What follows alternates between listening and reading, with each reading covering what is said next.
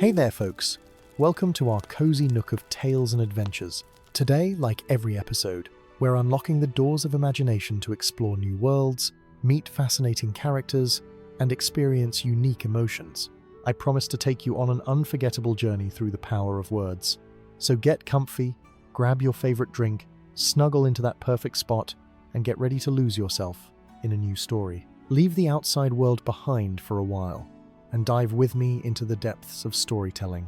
If you enjoy our content and want to support the channel, consider hitting the subscribe button and giving the video a thumbs up. Now, without further ado, let's dive into today's story.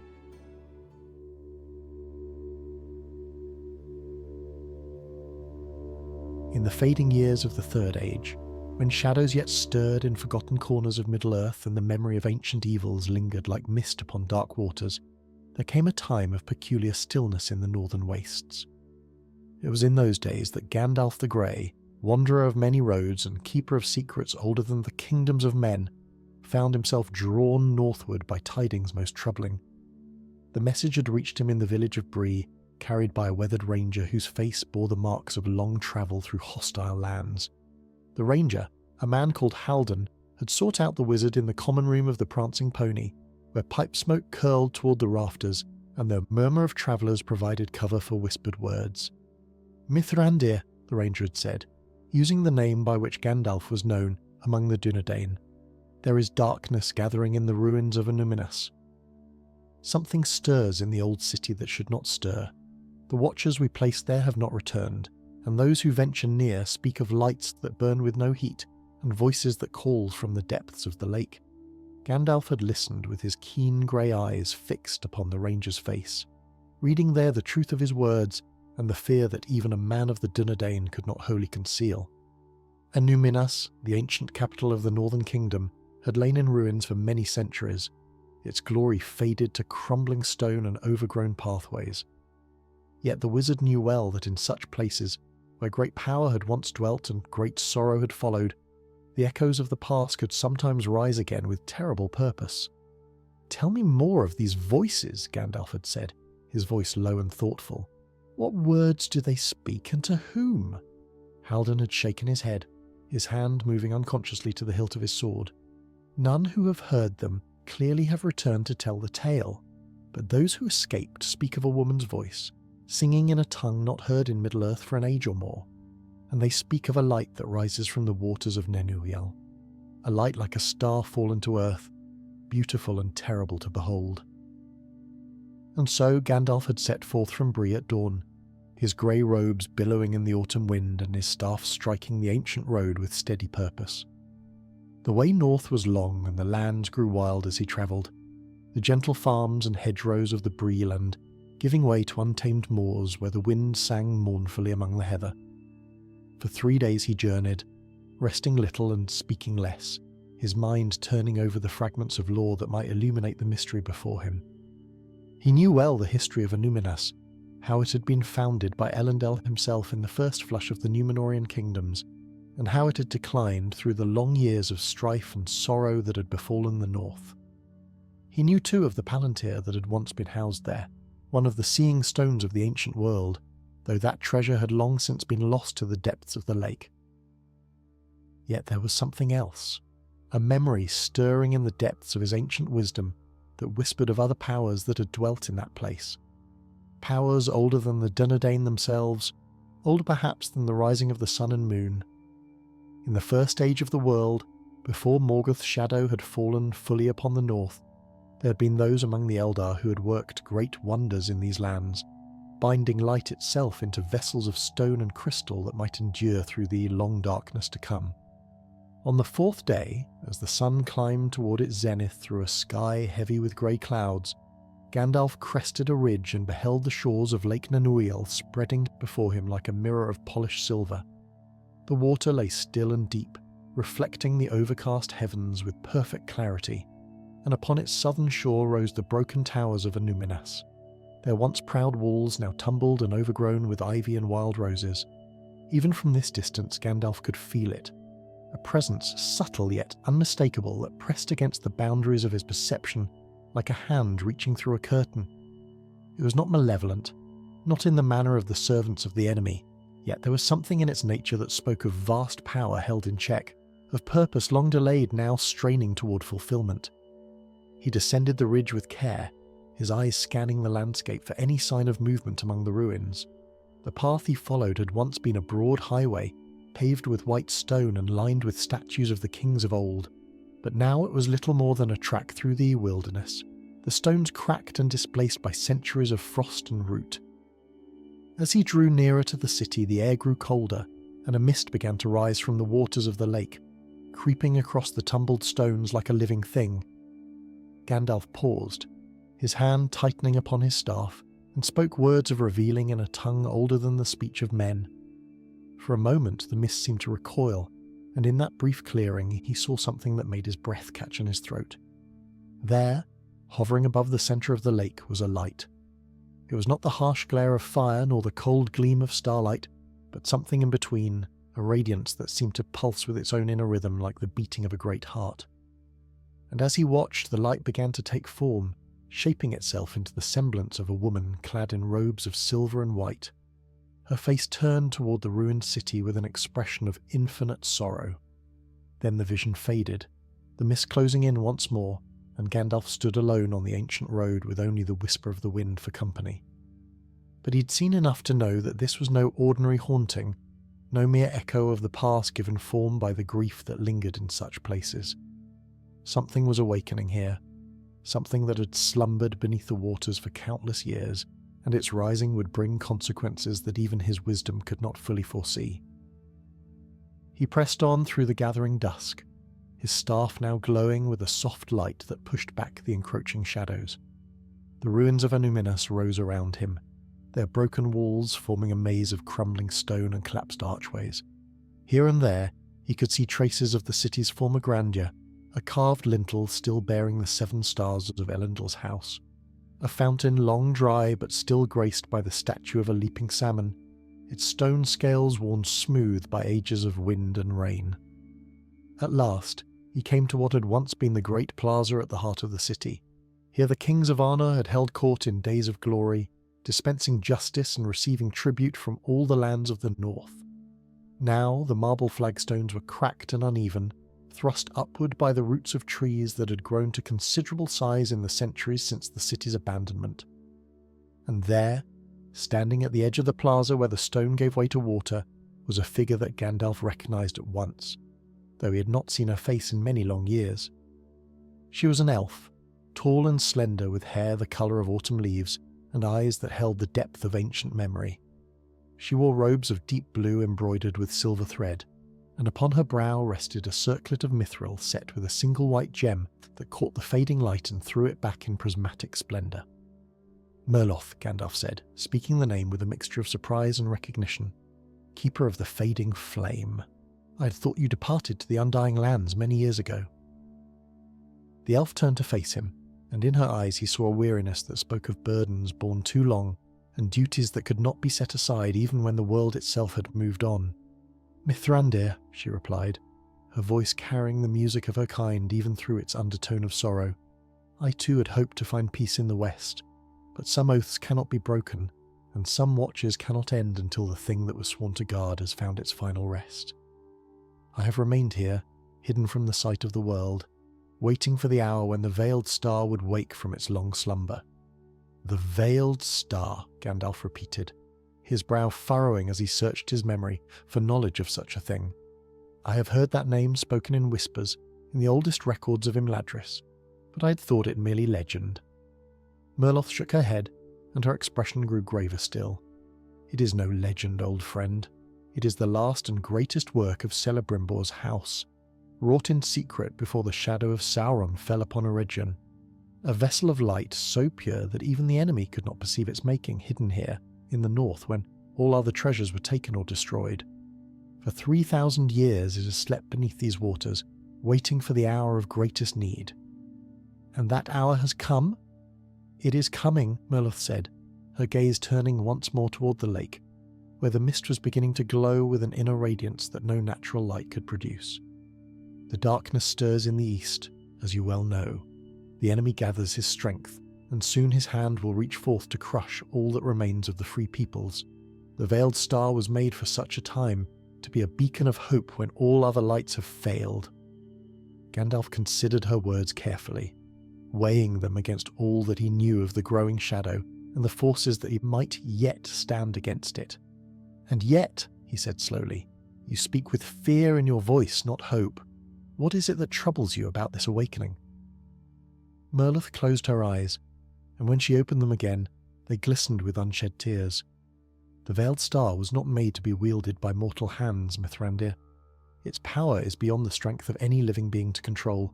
In the hands of one pure of heart it might indeed be a weapon against the darkness, but if it should fall into the wrong hands, or if the one who bears it should falter in their purpose, even for a moment, then that light would become a fire that consumes all it touches. As if in answer to her words, the glow upon the lake suddenly intensified, and from its depths there rose a sound that was half music and half cry, a voice calling out across the ages with a message that neither wizard nor elf could fully comprehend. And Gandalf knew, with a certainty that settled into his bones like the cold of winter, that he had been drawn here not by chance, but by the workings of a power greater than any that walked upon the earth.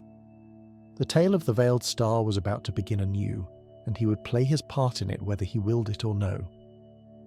The night that followed was unlike any Gandalf had experienced in all his long years of wandering Middle-earth.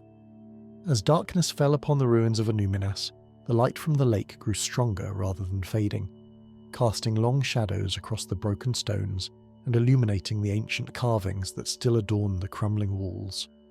Merlith led him to a shelter she'd made for herself in what had once been the royal library, a chamber whose roof had partially collapsed but whose walls still stood firm against the elements.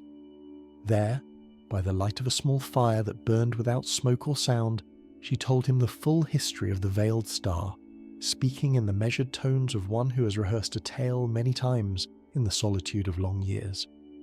In the days before Sauron came to a region wearing his fair guise and speaking honeyed words of craft and power, she began, there lived among the Gwathi Myrdain a smith named Telagorn. He was not the greatest of Celebrimbor's disciples, nor the most renowned, but he possessed a gift that set him apart from all his kindred. He could see the light that dwelt within all things, the radiance that the Valar had woven into the fabric of the world at its making, and he alone among the elven smiths knew how to draw forth that light and give it form. Gandalf listened intently, his pipe forgotten in his hand, for this was lore that even he had never heard spoken aloud. The Gwathi Myrdain, the people of the Jewel Smiths, had wrought many wonders in their time, but their greatest works had been corrupted by Sauron's treachery, turned from instruments of beauty into chains of domination. That something of their craft might have survived untainted was a revelation of no small significance. Celagorn saw what others could not, Merlith continued, her eyes distant with memory. He perceived that Sauron's teachings, though they seemed to offer new paths of knowledge, were leading the smiths of Eregion toward a darkness from which there could be no return. He tried to warn Celebrimbor, but the Lord of the Myrdain was already too deeply ensnared in the enemy's designs to heed his counsel, and so Celagorn withdrew from the forges of Ostined Hill and journeyed north, seeking a place where he might work in secret, beyond the reach of the shadow that was falling upon his people.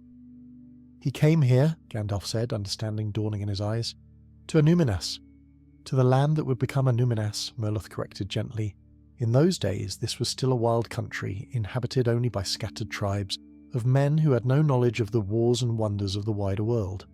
Celagorn found a cave in the hills above the lake, and there he laboured for many years, gathering the light of stars and moon and sun, binding it with arts that he alone possessed into a vessel of crystal and mithril that could hold such radiance without shattering. She paused, and when she spoke again her voice was heavy with grief. I was his apprentice in those final years, the only one he trusted with the secret of his work. I watched as he poured his very essence into the making of the Veiled Star, giving of his own light to kindle the fire within the crystal. And when at last the work was complete, when the star blazed with a brilliance that rivaled the Silmarils of old, Celagorn fell into a sleep from which he never woke. He had given too much of himself, you see. The light that burned within the star was his light, his spirit bound forever to the vessel he had created. Gandalf drew a long breath. understanding now the true nature of the power that stirred beneath the waters of the lake. This was no mere artifact of elven craft, however wondrous. It was a living thing in its own way, imbued with the consciousness of its maker, capable of thought and will and perhaps even desire. "You hid it here," he said, "when the kingdoms of men arose and the city was built upon these shores." "I had no choice," Merloth replied. "The enemy had learned of its existence, though not its location. His servants searched the north for many years, and I knew that if the star remained above ground, it would eventually be found. So I sank it beneath the waters of Nenuiel, in a chamber of stone that I sealed with words of power that none could break. And there it has lain for 3,000 years, sleeping as its maker sleeps, dreaming of light and waiting for the hour when it would be needed once more." "But now it wakes," Gandalf said. "Why now, after so long?" Merloth rose from her seat and moved to the window, where she could look out upon the glowing lake. "Because the hour is drawing near, Mithrandir. The One Ring has been found. I have felt its presence like a wound in the fabric of the world, a darkness that grows stronger with each passing day. And the veiled star, bound as it is to the fate of Middle-earth, has felt it too. It stirs in its slumber, reaching out toward the surface, seeking a bearer who might wield its light against the shadow." Gandalf's face grew stern at her words, for he knew better than most the peril that the ring's discovery had unleashed upon the world. He had suspected its true nature for many years, but only recently had his suspicions been confirmed, and the knowledge weighed upon him like a mountain of stone. "The star cannot be wielded against the ring," he said firmly. "No power of light, however great, can unmake what Sauron has wrought. The ring can only be destroyed in the fires where it was forged, and that path leads through darkness and peril beyond measure." "I know this," Merloth said, turning to face him. "But the star was not made to destroy the ring. It was made to protect, to shield the innocent from the malice of the enemy, to light the way through the darkest hour when all other hope has failed. In the war that is coming, such a light might make the difference between victory and defeat. And yet you fear its awakening." The elf's composure cracked for just a moment, and Gandalf saw the depth of her anxiety laid bare. "I fear what I've felt in these past weeks, old friend. The star does not merely wake, it calls. It sends out its light like a beacon, drawing to itself all who possess the sensitivity to perceive it. Already I have felt others approaching, drawn by its song as moths are drawn to a flame. Some come with good intent, seeking power to oppose the enemy, but others come with darker purposes, hoping to claim the star for their own ends." As if to confirm her words, a sound reached their ears from the darkness beyond the ruined walls. It was the soft fall of footsteps upon stone, many footsteps moving with deliberate stealth through the maze of the ancient city. Gandalf rose at once, his staff blazing with sudden light, and Merloth drew from her robes a slender blade that gleamed with its own inner radiance. "They come sooner than I expected," she said grimly. "The servants of the enemy must have spies among the rangers, or perhaps they have found some other means of tracking the star's awakening." Gandalf moved to the doorway, his keen eyes piercing the darkness that lay beyond the circle of his staff's light. He could see shapes moving among the ruins now, dark figures that seemed to flow like shadows from one piece of cover to the next. They were not orcs, that much was clear from their silent discipline and careful movements. These were men skilled in the arts of stealth and violence, and they moved with the confidence of those who believed themselves to be hunters rather than prey. "How many?" Merloth asked, coming to stand beside him.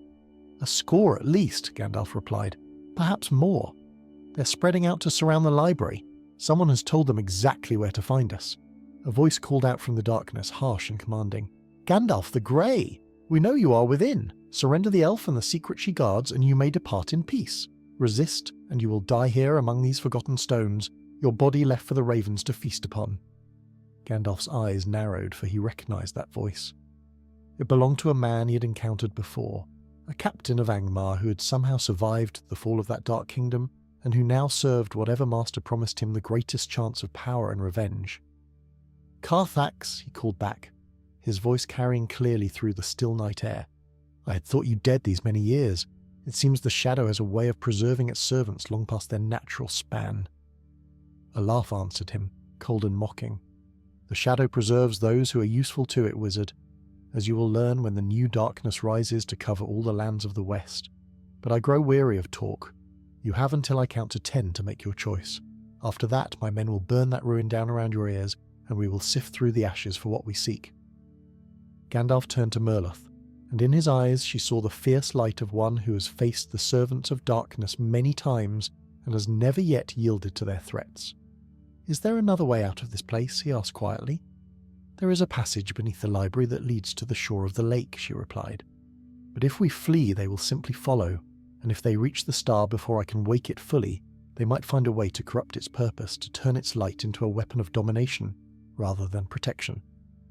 "Then we do not flee," Gandalf said, his grip tightening upon his staff. "We stand and fight, and we trust that the light of Celeborn's making is strong enough to withstand whatever darkness these servants of shadow have brought with them." From outside, Carthax's voice began to count, each number falling like the toll of a funeral bell, and in the depths of the lake the veiled star pulsed with growing urgency, its light reaching up toward the surface like a hand stretching toward the sky, as if it too understood that the hour of decision was at hand. The count reached 7 before Gandalf acted. With a word of power that rang through the night like the crack of thunder, he brought his staff down upon the stone floor of the library, and a wave of light burst outward in all directions. The ancient walls seemed to glow with an inner fire, and for a moment the darkness that had gathered around the ruin was pushed back entirely, revealing the full extent of the force arrayed against them. Carthax had not lied about his numbers. More than 200 men stood among the broken columns and fallen archways, their faces hard and weathered, their hands gripping weapons of black iron that seemed to drink in the light rather than reflect it. They wore no uniform livery, but there was a sameness to their bearing that spoke of long service to a common master, a discipline born not of honour but of fear. At their head stood Carthax himself, a tall man whose face bore the scars of countless battles and whose eyes burned with a hatred that had festered for centuries. He had been a lord of Angmar once, a captain of the Witch King's armies, and though his master had fallen and his kingdom had crumbled to dust, the malice that had sustained him through the long years remained undiminished. "Impressive, wizard," Carthax called out, shielding his eyes against the glare of Gandalf's light. "But parlour tricks will not save you this night. My men have faced the fire of dragons and the frost of the northern wastes. A bit of elven glow will not send them running." Gandalf did not reply with words. Instead, he stepped out of the library doorway and into the open plaza, his staff held before him like a banner of defiance. Merlith followed close behind, her blade catching the light of the star that pulsed beneath the lake, its radiance now visible even through the waters as a pillar of white fire reaching toward the heavens.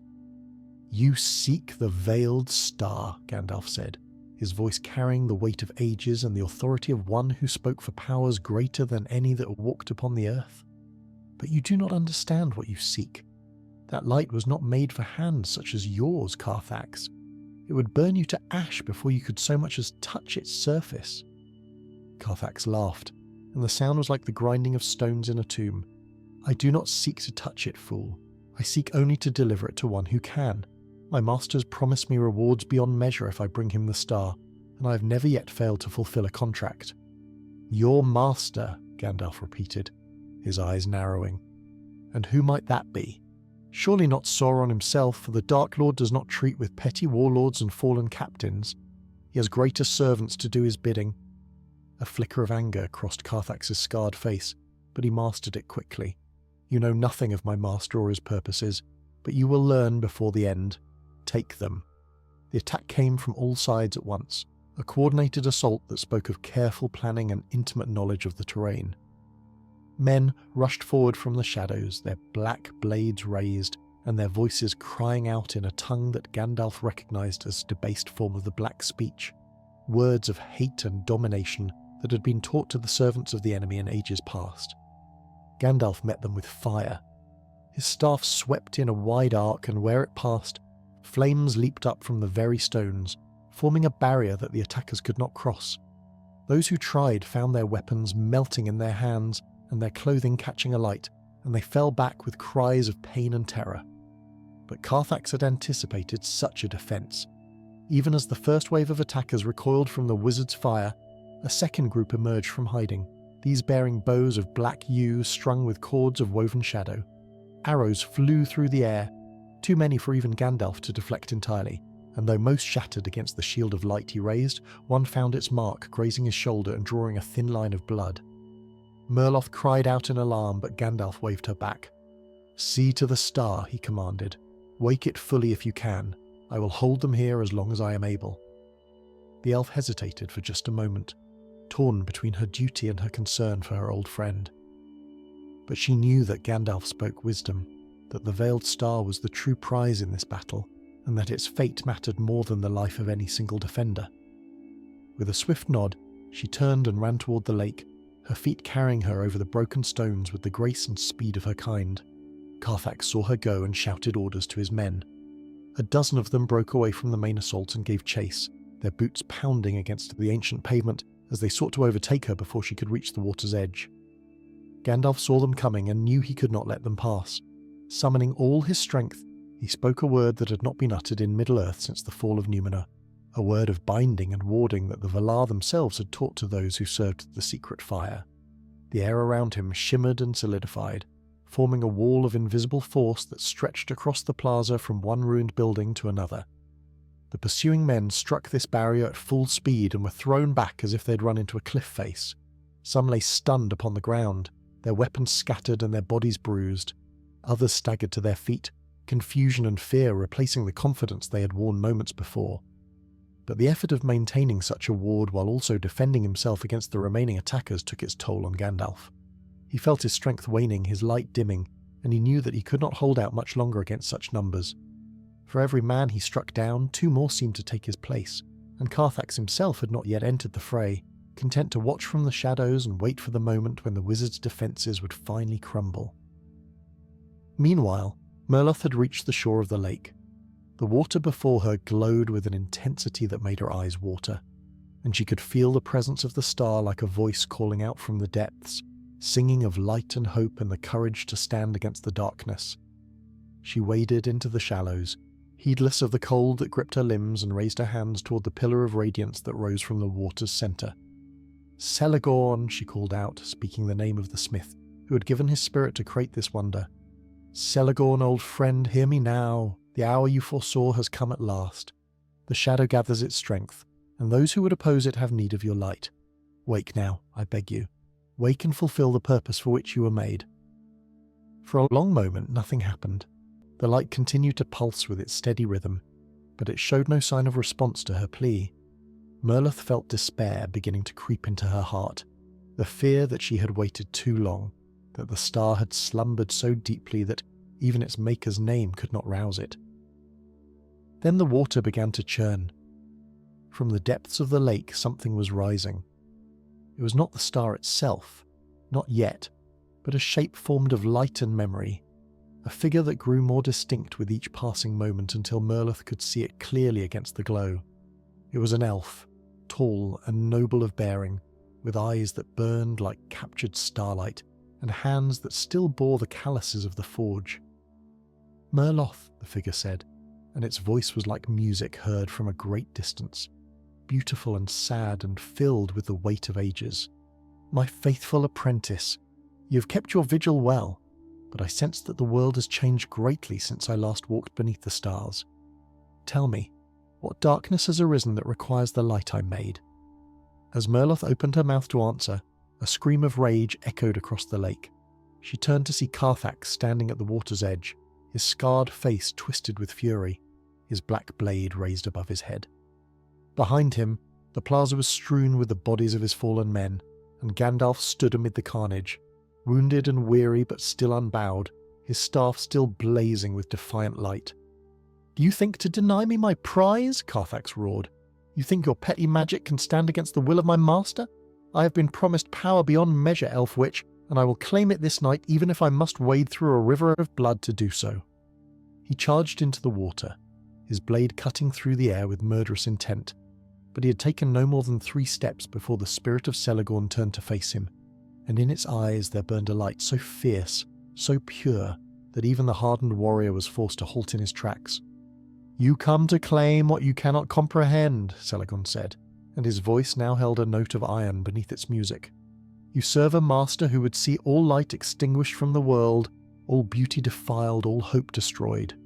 Did you truly believe that such as you could lay hands upon my creation?" Carthax opened his mouth to reply, but no words came. The light that emanated from Celegorn's spirit was growing brighter, more intense, and where it touched the water, steam began to rise in great billowing clouds. The captain of Angmar felt his resolve weakening, his certainty crumbling like sand before the tide, and for the first time in centuries he knew fear. Then the veiled star itself began to rise.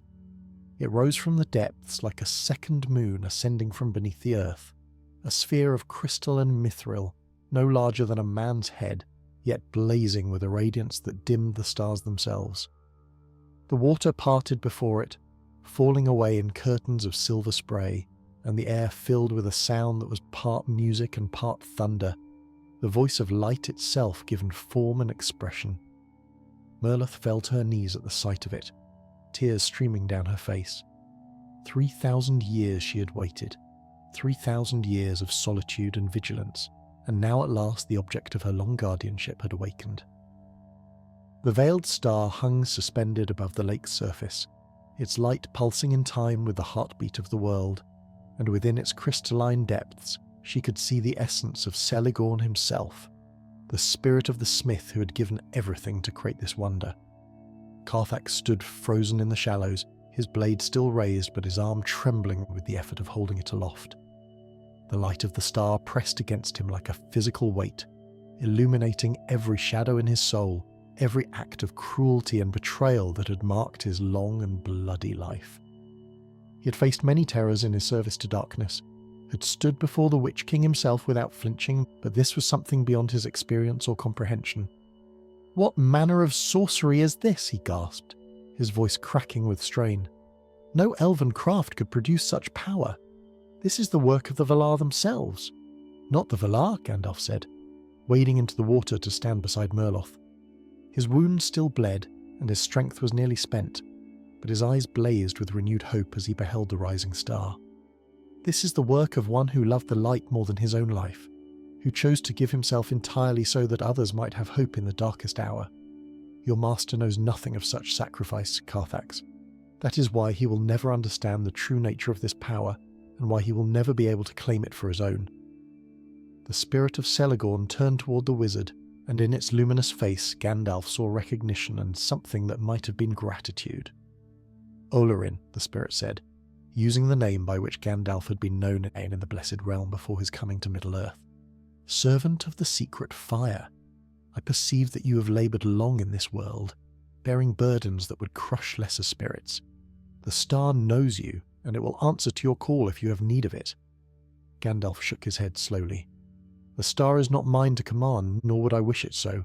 Such power is beyond my strength to wield safely, but there may be others, in the days to come, who will have need of its light. Can it be moved from this place, hidden somewhere beyond the reach of the enemy servants?" Before Celegorn could answer, Carthax let out a howl of rage and desperation. He knew that his chance was slipping away, that if he did not act now he would return to his master empty-handed, and such failure would not be forgiven. Summoning every ounce of will that remained to him, he charged forward through the water, his black blade aimed at Merlith's unprotected back. But the star was faster. A beam of pure white light lanced out from its surface, striking Carthax full in the chest and lifting him bodily from the water. He hung suspended in the air for a long moment, his face contorted in agony, his limbs thrashing uselessly against the invisible force that held him. Then, with a sound like the snapping of a great tree, the light released him, and he fell back into the shallows, his blade shattering into 1,000 fragments as it struck the stones beneath the water. When he rose again, gasping and choking, something had changed in his eyes.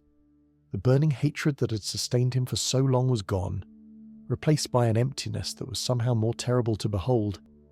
The light of the star had burned away the darkness that had taken root in his soul, but it had left nothing in its place, no memory of who he had been before the shadow claimed him, no sense of purpose or identity. "What have you done to me?" he whispered, his voice hollow and lost. "I cannot remember. I cannot remember anything." Merlith looked upon him with an expression that held no trace of triumph, only a deep and abiding sorrow. "The star has shown you mercy," she said quietly. "More mercy than you ever showed to those who fell beneath your blade. The darkness that drove you is gone now, burned away like fog before the morning sun. What you do with the life that remains to you is your own choice to make." Carthax stared at her for a long moment, then turned and stumbled away through the water, moving like a man who walks in his sleep. His surviving men, those who had witnessed their captain's defeat from the shore, made no move to help him or to continue the attack. They stood in silence, their weapons lowered, their faces pale with shock and fear. "Go," Gandalf called out to them, his voice weary but firm. "Return to whatever master sent you, and tell him that the veiled star is beyond his reach. Tell him that there are still powers in this world that his malice cannot touch, lights that burn too bright for his shadow to extinguish. And tell him that if he sends more servants against us, they will meet the same fate as their captain." The men needed no further urging. They turned and fled into the darkness, their footsteps fading quickly among the ruins until only silence remained. Gandalf watched them go, then turned his attention back to the star, which still hung above the lake's surface, its light now softening to a gentle glow that no longer pained the eyes to look upon. "It must be hidden," Celeborn said, his spirit beginning to fade as the urgency of the moment passed. "The enemy will not give up so easily. He will send others, stronger and more cunning than these, and eventually he will find a way to claim what he seeks. The star must be taken far from here, to a place where even his longest arm cannot reach." "Where?" Merloth asked. "Where in all of Middle-earth can such a treasure be hidden from the gaze of the Dark Lord?" The spirit was silent for a moment, as if consulting some source of knowledge beyond the perception of those who stood upon the shore. Then it spoke, and its voice was barely a whisper now, fading like the last light of a dying candle. "Take it to the mountains," Celeborn said, "to the ancient halls beneath the misty mountains, where the dwarves once delved in search of mithril and found instead a doom beyond their reckoning. There is a chamber there, hidden and forgotten, that was prepared long ago for just such a purpose. The star will know the way when the time comes." "The mountains," Gandalf repeated, his brow furrowing with concern. "You speak of Khazad-dûm, the realm that fell to shadow and fire. It is a perilous road you suggest, and the destination more perilous still." "All roads are perilous in these darkening days," the spirit replied, "but some perils are greater than others, and the chamber I speak of lies far from the depths where the Balrog dwells. Trust in the star, Olorin. It will not lead you astray." With those words, the spirit of Celeborn faded entirely, dissolving into the light of the star like mist before the wind. The sphere of crystal and mithril descended slowly from its place above the lake, coming to rest in Merloth's outstretched hands. It was warm to the touch, she found, warm as a living thing, and she could feel the pulse of Celeborn's essence within it, sleeping now but ready to wake again when the need arose. Gandalf placed a gentle hand upon her shoulder. "You have kept your vigil faithfully," he said, "but a new chapter of your duty has begun. Will you bear the star to its hiding place, even knowing the dangers that await along the way?" Merloth looked down at the treasure in her hands, at the last and greatest work of a smith who had loved the light more than his own existence. She thought of all the years she'd spent waiting, watching, hoping for a moment that had seemed as though it might never come. And she knew, with a certainty that settled into her heart like the warmth of the star itself, that her journey was far from over. "I will bear it," she said, "but I cannot walk this road alone. The enemy will be watching now, and his servants are many while I am but one. Will you come with me, Mithrandir? Will you help me see this task through to its end?" Gandalf was silent for a long moment, weighing the request against all the other duties and concerns that pressed upon him. The ring had been found, and there were plans to be made, councils to be held, choices that would determine the fate of all the free peoples. And yet, as he looked upon the veiled star and felt its light kindling something deep within his spirit, he knew that this too was a task that could not be set aside.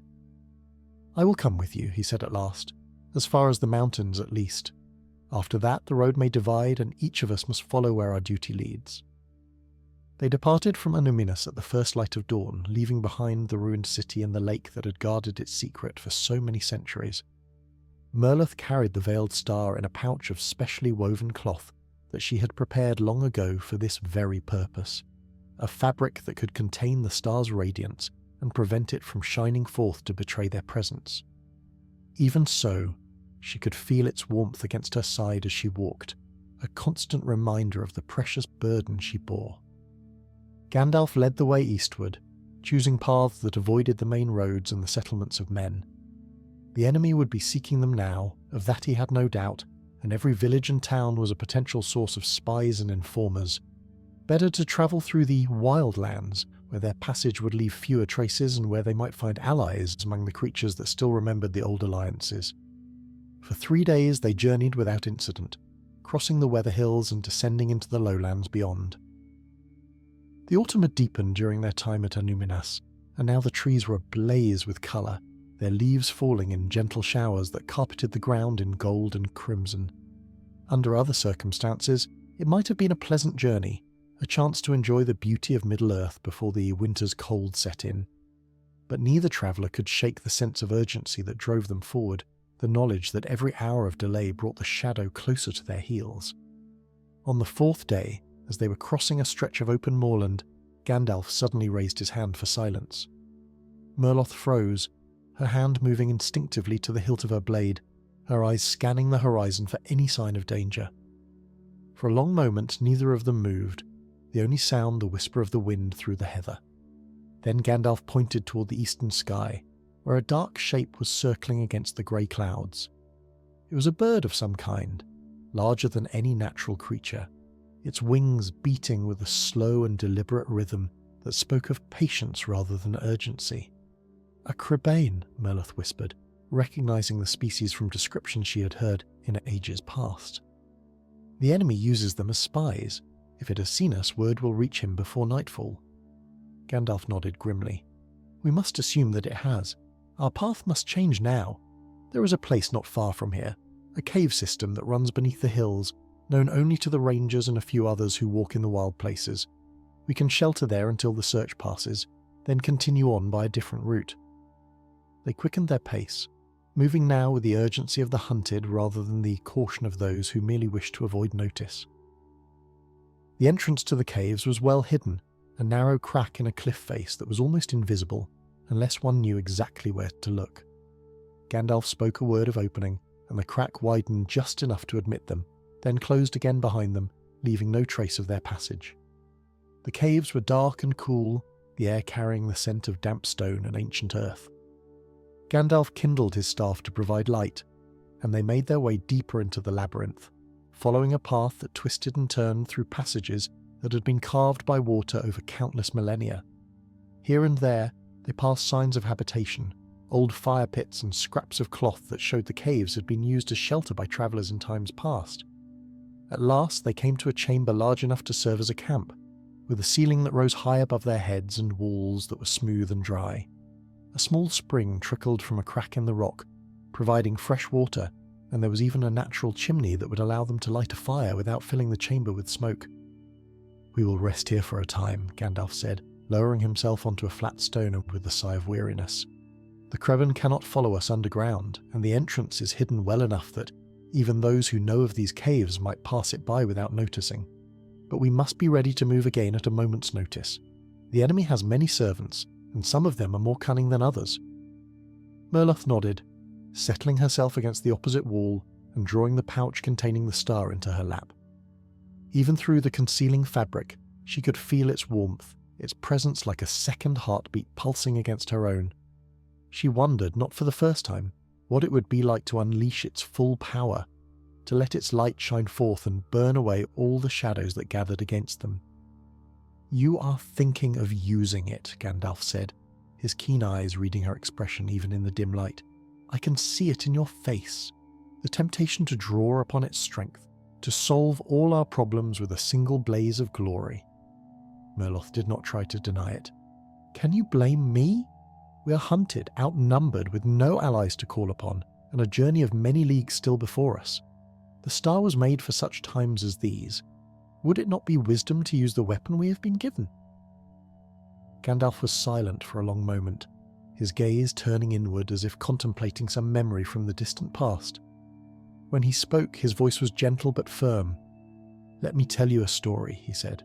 "In the first age of the world, when Morgoth's power was at its height and the forces of darkness seemed certain to triumph, There were those among the Eldar who sought to use the Silmarils against him.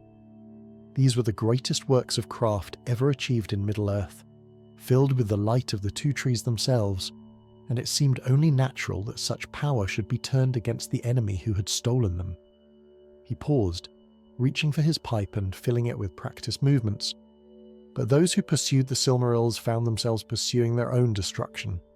The light they sought to wield consumed them from within, turning their noble intentions into obsession, their love into possessiveness, their courage into cruelty. By the end, they had brought more ruin upon their own people than Morgoth himself could have achieved. Merloth frowned, her fingers tightening around the pouch. The star is not a Silmaril.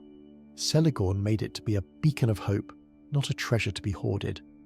True, Gandalf agreed, lighting his pipe with a small flame from his fingertip. But the principle remains. Great power, even power born of the purest intentions, has a way of shaping those who wield it. The star is a tool, yes, but it is also a test. To use it wisely, you must first understand not only its nature, but your own.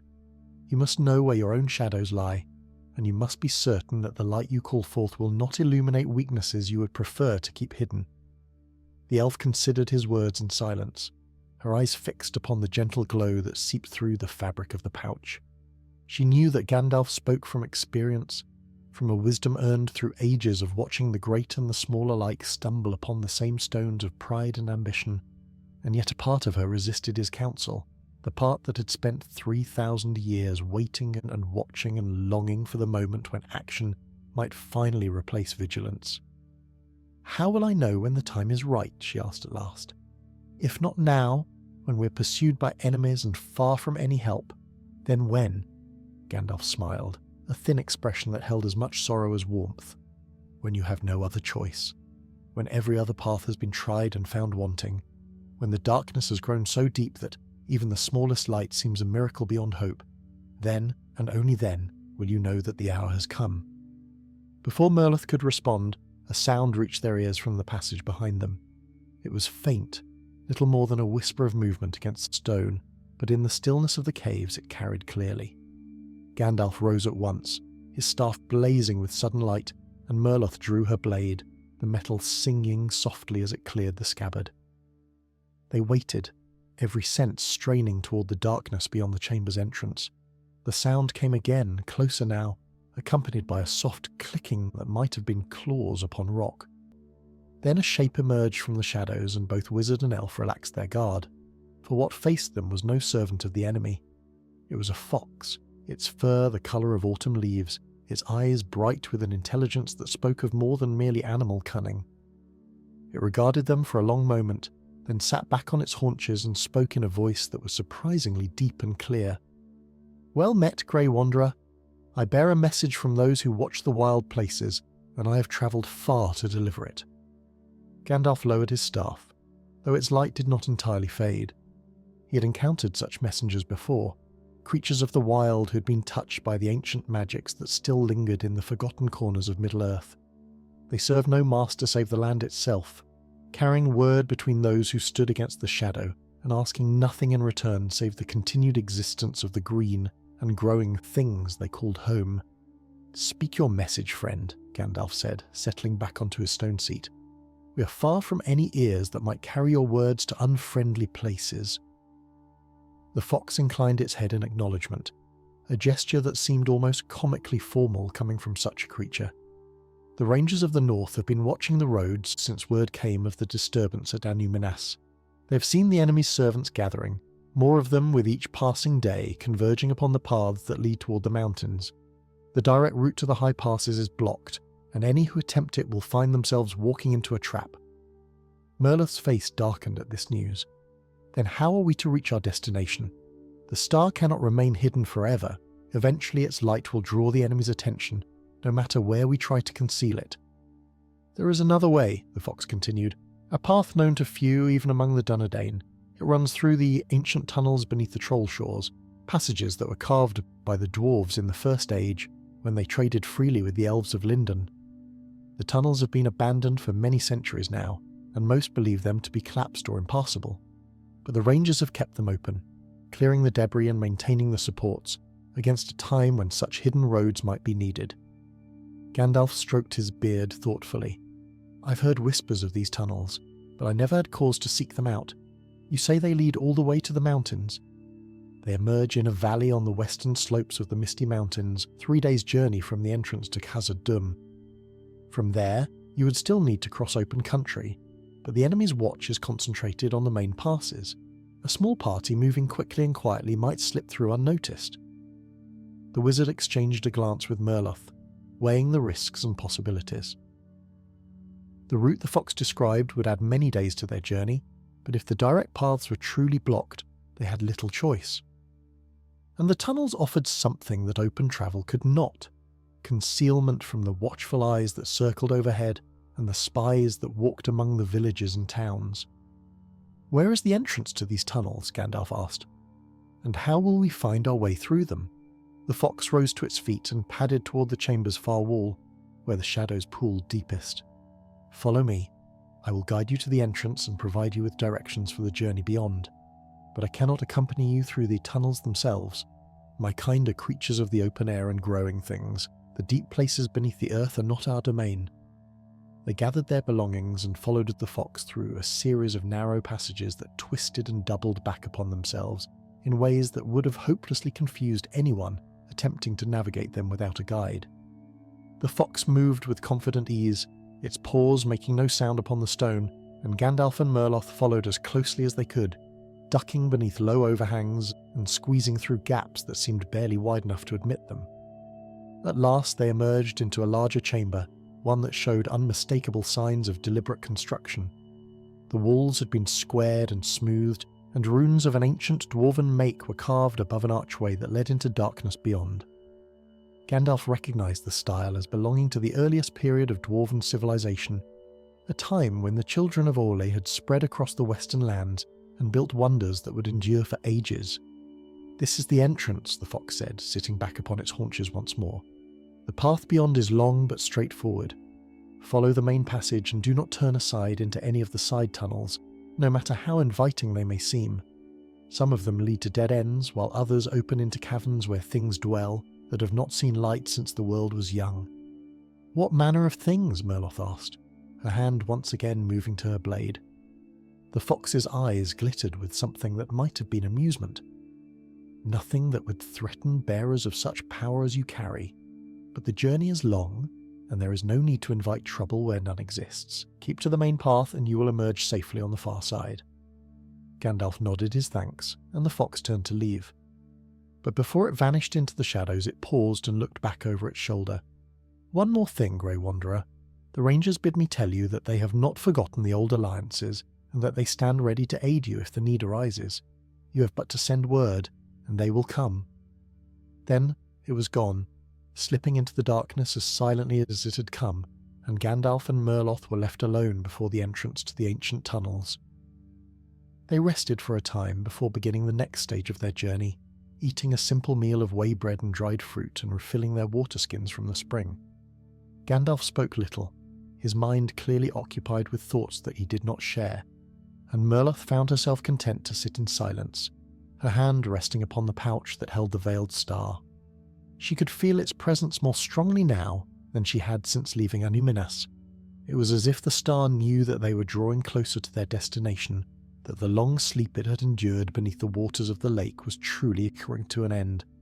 Sometimes, when she closed her eyes, she could almost see Celegorn's face, young and eager as it had been in the days when they worked together in the forge, before the shadow of Sauron had fallen upon Eregion and changed everything. "You are thinking of the past," Gandalf said, his voice cutting through her reverie. "Of the days before the darkness came." Merloth opened her eyes and found the wizard watching her with an expression of gentle understanding. "Is it so obvious?" "To one who has lived as long as I have, yes. The weight of memory lies heavy upon you, and the star only makes it heavier. It carries not only Celegorn's light, but his memories as well, and they call out to your own." The elf nodded slowly. "I remember the day he first showed me what he was making. I thought him mad at first. No one had ever attempted to capture light itself, to bind it into a vessel that could hold it without dimming or fading, but he was so certain, so filled with purpose. He said that the world would have need of such a thing, that a darkness was coming that would extinguish all the lights of the Eldar unless something was done to preserve them. He was wiser than he knew, Gandalf said. The darkness he foresaw has been long in coming, but it is here now, gathering its strength for a final assault upon all that remains of light and beauty in this world. The star he made may yet prove to be the difference between victory and defeat. They rose and gathered their belongings, preparing to enter the tunnels.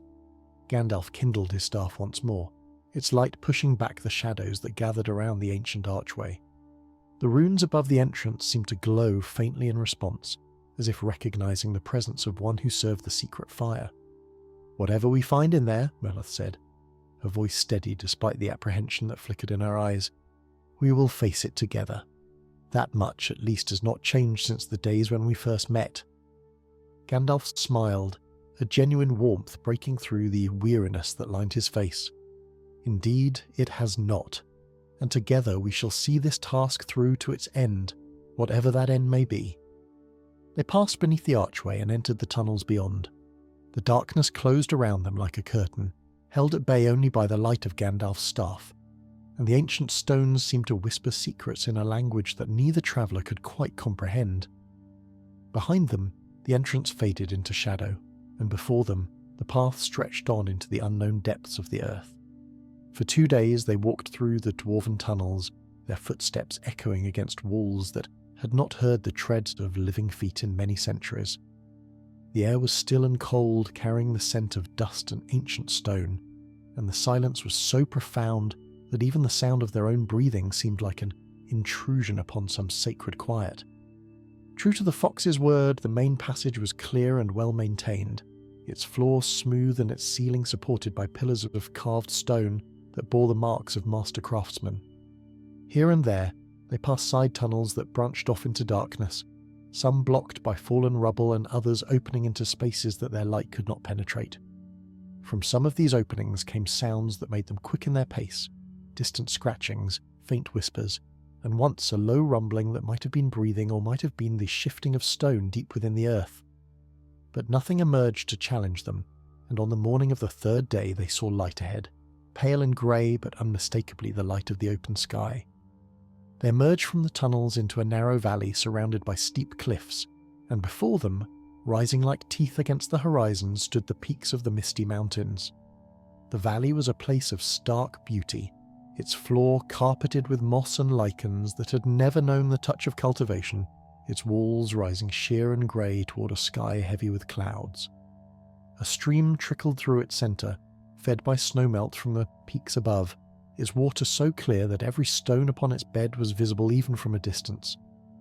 Here and there, stunted trees clung to cracks in the cliff face, their roots finding purchase in soil that seemed barely sufficient to sustain them. Gandalf and Merlith paused at the tunnel's entrance, allowing their eyes to adjust to the light after so many days in darkness. The air was thin and cold at this altitude, carrying the sharp scent of pine and the distant promise of snow.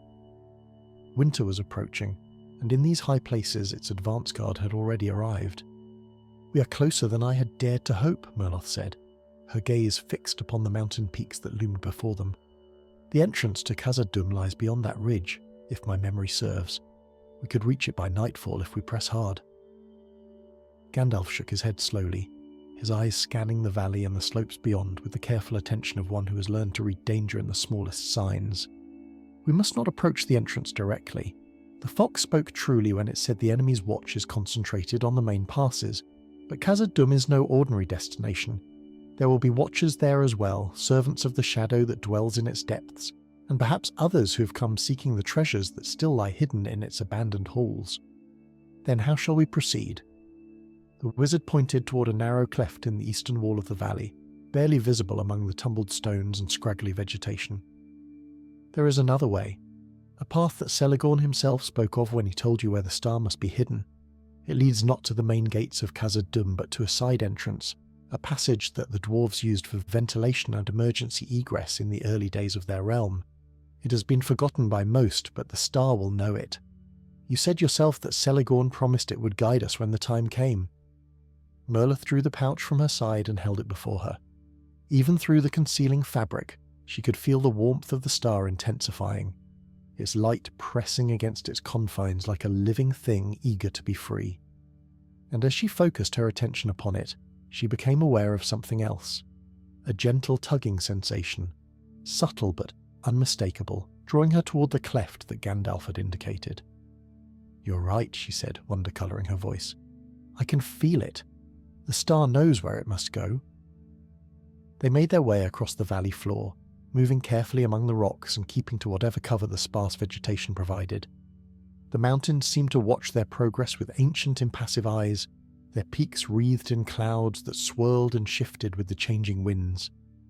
Once Gandalf paused and looked upward, his expression troubled, and Merlith followed his gaze to see a dark shape circling high above, too distant to identify, but moving with a purposefulness that suggested more than idle curiosity.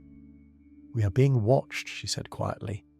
"We have been watched since we left the tunnels," Gandalf replied. "Perhaps longer.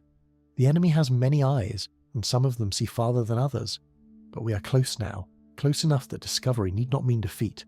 Come, let us make haste while the light holds."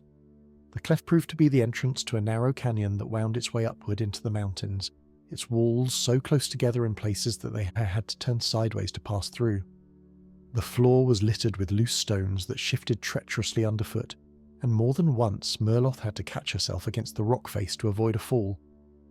But the star's guidance was sure, its gentle pull leading them unerringly through the maze of switchbacks and dead ends that would have confounded any traveller without such aid.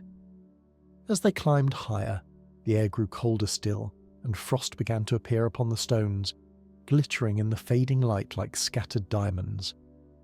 The clouds that had hung above the peaks descended to meet them, wrapping them in a grey mist that limited visibility to a few dozen paces. Gandalf's staff provided enough light to see by, but beyond its circle of illumination, the world dissolved into formless shadow.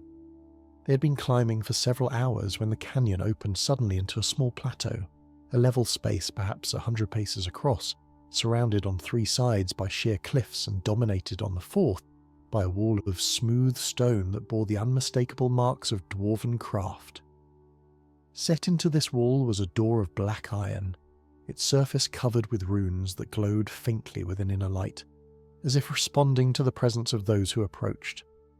"This is the place," Merlith breathed, her hand moving almost of its own accord to draw the star from its pouch. "I can feel Celeborn's presence here, stronger than it has been since he first appeared to me in the lake. This is where he meant for the star to rest." Gandalf approached the door cautiously, his eyes tracing the patterns of the runes with scholarly interest.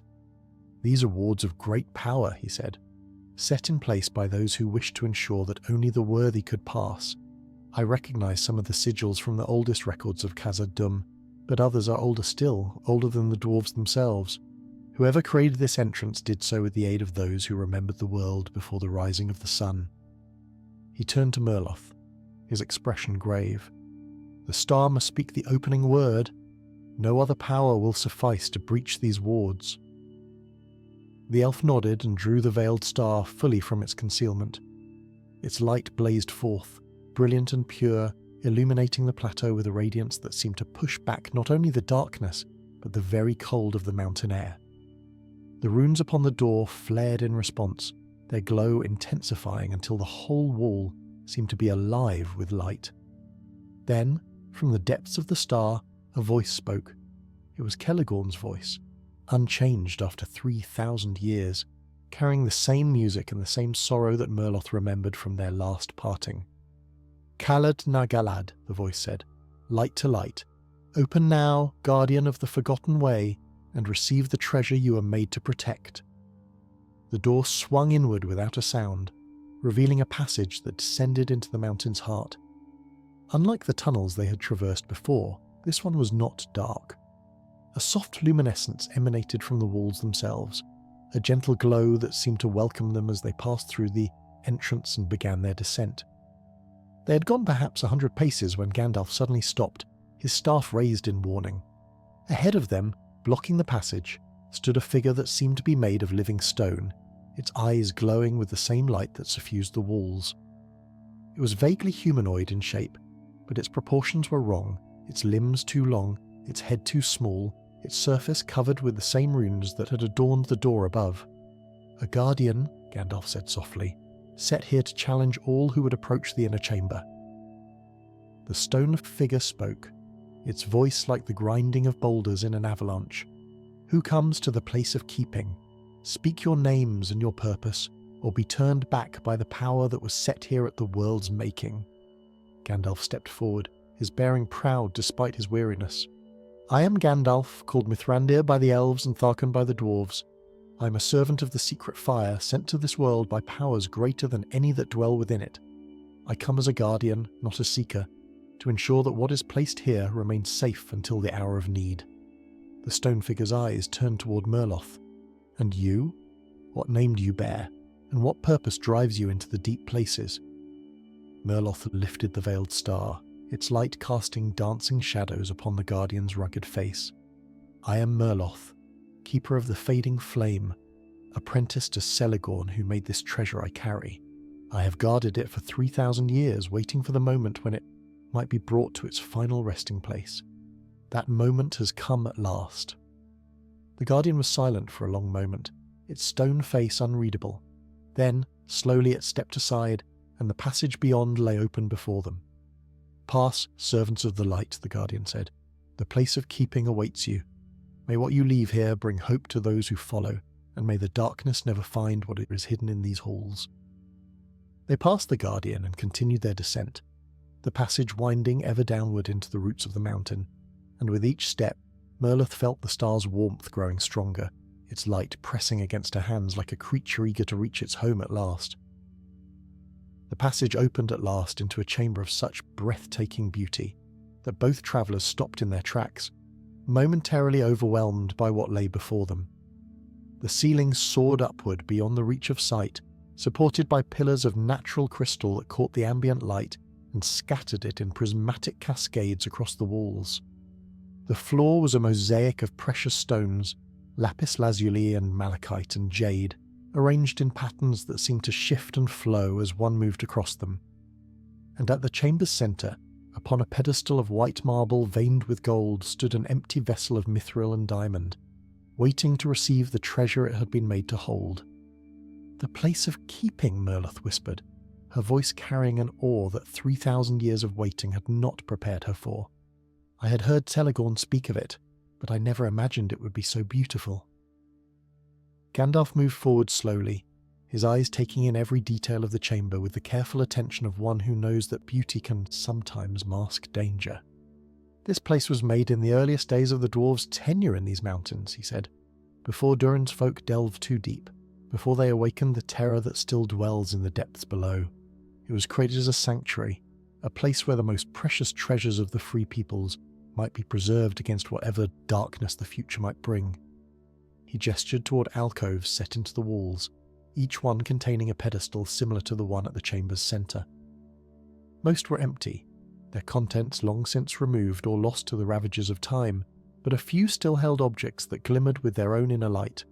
A crown of silver leaves, a harp whose strings seemed to move of their own accord, a book bound in leather that shimmered with the colours of the sea.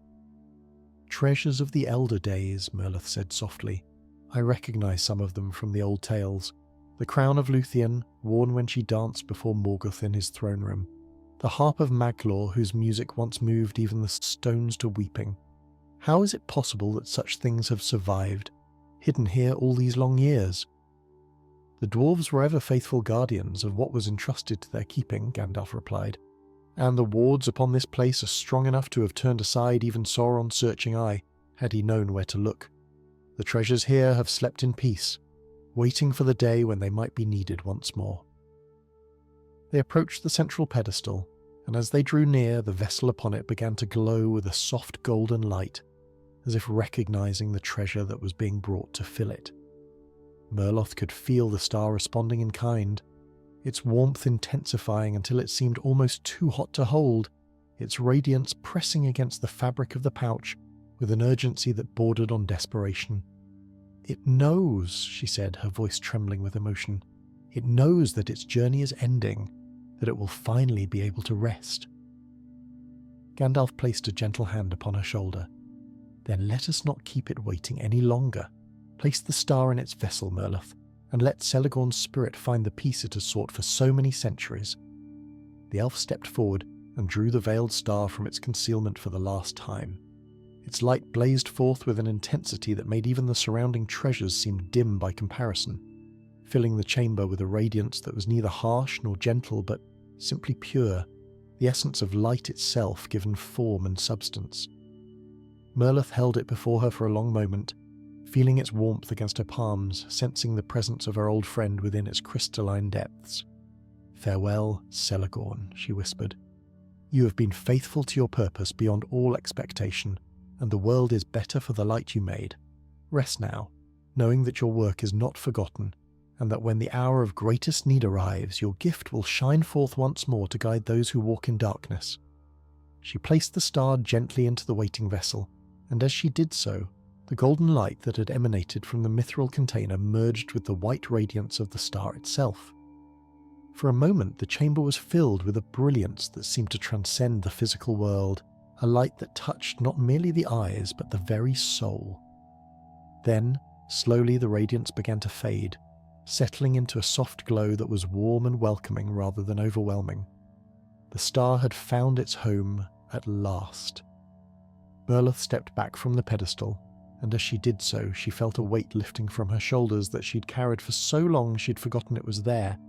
The duty that had bound her to Middle-earth, the oath that had kept her from following her kindred to the Undying Lands, was fulfilled at last. She was free. But even as this realization settled into her heart, a sound reached her ears that drove all thought of freedom from her mind. It was a rumbling, deep and powerful, coming from somewhere below them, rising through the stone beneath their feet like the growl of some enormous beast stirring in its slumber. Gandalf's face grew pale, and his grip upon his staff tightened until his knuckles showed white. "The Balrog," he breathed. "It has sensed the star's awakening. Its power is a beacon in the dark, and the creature that dwells below is drawn to such light as a moth is drawn to flame." The rumbling grew louder, and now they could feel the floor trembling beneath them, the ancient stones shifting in their settings as something vast moved in the depths. Dust filtered down from the ceiling, and the treasures in their alcoves rattled upon their pedestals. "We must seal the chamber," Merlith said urgently. "The wards that protect this place were made to withstand such threats. If we can activate them before the creature arrives, the star will be safe." Gandalf was already moving, his staff tracing patterns of light in the air as he spoke, words of power in a tongue that had not been heard in Middle-earth since the First Age. The crystal pillars responded to his invocation, their light intensifying and connecting in webs of radiance that spread across the ceiling and down the walls. One by one, the alcoves sealed themselves behind barriers of shimmering energy, protecting the treasures within from whatever force might be brought against them. But the central pedestal, where the veiled star rested in its vessel, remained unshielded. Gandalf's face was twisted with effort, sweat beading upon his brow as he struggled to complete the ward. The words of power did not come easily, even to one of his lineage and training, and the approaching terror was disrupting his concentration, its malice pressing against his mind like a physical weight. "I cannot complete the seal," he gasped. "The creature's presence is too strong. I need more time, more power than I possess alone." Merlith did not hesitate. She stepped forward and placed her hands upon Gandalf's shoulders, pouring her own strength into him, the light of her people mingling with the fire that burned within his spirit.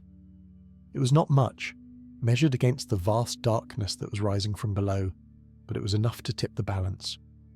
With a final cry of effort, Gandalf completed the incantation. A dome of golden light sprang into existence around the central pedestal, enclosing the veiled star in a shield of woven power that blazed with the combined light of all the treasures in the chamber. The rumbling from below intensified to a roar, and for a terrible moment it seemed as though the very mountain would split apart around them. Then, as suddenly as it had begun, the noise ceased. The trembling stopped, the dust settled, and in the silence that followed, Gandalf and Merlith heard something that made their hearts lift with unexpected hope. A voice, singing softly from within the dome of light, a voice that they both recognized. It was Celegorn, singing the same song he had sung when he first kindled the light within the star. a song of making and protecting and of light that would endure through the longest darkness and emerge undiminished on the far side. The Balrog could sense the star's presence, could feel its radiance like an itch it could never scratch, but it could not reach it. The wards held, strengthened by the very light they were meant to protect. "It is done," Gandalf said, his voice hoarse with exhaustion. "The star is safe, for now and for as long as the wards endure. When the hour of need comes, those who are worthy will find their way here, and the light will shine forth once more." Merloth nodded, tears streaming down her face. But whether they were tears of joy or sorrow, she could not have said. Perhaps both. The task she had been set 3,000 years ago was complete, and the weight of that completion was almost more than she could bear. "What now?" she asked quietly. "Where do we go from here?" Gandalf turned toward the passage that had brought them to this place, his face set with grim determination. "We leave this place and seal it behind us, and then we return to the world above where other duties await. The darkness is gathering, Merloth, and before the end every light will be needed, every ally called upon to stand against it." They ascended through the passage in silence, each lost in their own thoughts. The gentle luminescence that had welcomed them on their descent seemed dimmer now, as if the walls themselves were grieving the departure of the light that had been placed in their keeping. Behind them, the rumbling had faded to a distant murmur, the Balrog retreating to its lair in the depths, frustrated but not defeated by the wards that kept it from its prize. Gandalf moved with the careful deliberation of one who has spent much of his strength and must husband what remains. His staff provided enough light to guide their steps, but its radiance was muted compared to the brilliance it displayed in the chamber below. Merloth walked beside him, her hand occasionally reaching out to steady him when the passage grew steep or the footing uncertain. When they reached the iron door that marked the entrance to the hidden way, Gandalf paused and turned to face the darkness below. He raised his staff and spoke words of sealing in the ancient tongue of the Valar, words that resonated through the stone and settled into the very fabric of the mountain. The door swung shut behind them, and as it closed, runes flared to life across its surface, brighter and more numerous than they had been before. "None shall open this door again save by the will of those who place the star within," Gandalf said, his voice heavy with finality. "Not even I could breach these wards now, not without bringing the mountain down upon our heads. Whatever comes in the days ahead, the star will remain hidden, waiting for the hour when it is truly needed." They emerged onto the plateau as the first stars were appearing in the eastern sky. The clouds that had shrouded the peaks during their ascent had parted, revealing a canopy of glittering lights that seemed to mirror the treasures they had left behind. The air was bitterly cold and their breath plumed white before them, but after the oppressive darkness of the deep places, even this harsh beauty seemed like a gift. Merloth stood for a long moment, her face turned upward toward the stars, her expression unreadable in the dim light. When she finally spoke, her voice was soft, barely louder than the whisper of the wind through the rocks. "I have walked beneath these stars for more years than I can count," she said. "I have watched them wheel through their courses, season after season, age after age, but tonight they seem different somehow, brighter perhaps, or maybe it is simply that I'm seeing them with new eyes." Gandalf came to stand beside her, his gaze following hers toward the heavens. "You have set down a burden that you carried for 3,000 years. Such a release changes one, whether for good or ill. The stars have not changed, but you have, and so they appear different to your sight." "Do you think it will be enough?" Merloth asked. "The star, I mean. When the darkness comes in its full strength, when the enemy makes his final bid for dominion over all the free peoples, do you think Celeborn's light will be enough to turn the tide?" The wizard was silent for a long moment, considering his answer with the care of one who knows that false hope can be as damaging as despair. "I do not know," he said at last. "No one can know what the future holds, not even those who have been granted glimpses of what is to come. But I know this. The star is not the only light that will shine against the darkness. There are others, some already kindled and some yet to be revealed, and together they may prove sufficient to drive back the shadow." "And if they do not," Gandalf smiled, a thin expression that held more sorrow than joy but was not without warmth, "then we will have done all that was in our power to do, and the fate of the world will rest in hands greater than ours. That is all any of us can offer in the end. Not certainty of victory, but the courage to stand against the darkness regardless of the outcome. They began their descent from the plateau, following the narrow canyon that had brought them to this place. The way was easier in this direction despite the darkness, and they made good progress as the night deepened around them. The star's guidance was no longer needed, but Merlith found that she could still feel its presence, a warm glow at the edge of her awareness, like the memory of a friend's voice long after the words have faded.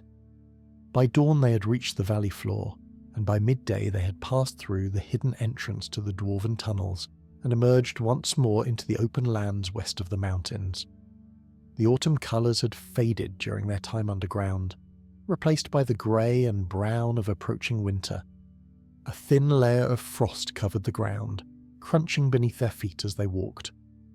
They travelled westward for 3 days, moving quickly but cautiously, always alert for signs of the enemy's servants. Once they saw a patrol of orcs in the distance, moving along a ridgeline with the purposeful stride of hunters on a scent. Another time they passed the remains of a campfire that was still warm to the touch, its ashes scattered by the wind but its coals still glowing beneath the surface. "They are searching for us," Merlith said grimly, "or for the star at least. Word of its awakening must have spread farther than we knew." "Let them search," Gandalf replied. "They will find nothing. The star is beyond their reach now, and we are but 2 travellers among many in these lands. Unless we give them cause to notice us, they will pass us by without a second glance." On the 4th day, they came to a crossroads where the path divided, one branch leading south toward the Gap of Rohan and the lands beyond, the other continuing west toward Rivendell and the havens of the Eldar. Here, at last, they paused, knowing that the moment of parting had come. "You will go to Rivendell," Merlith said. It was not a question. Gandalf nodded.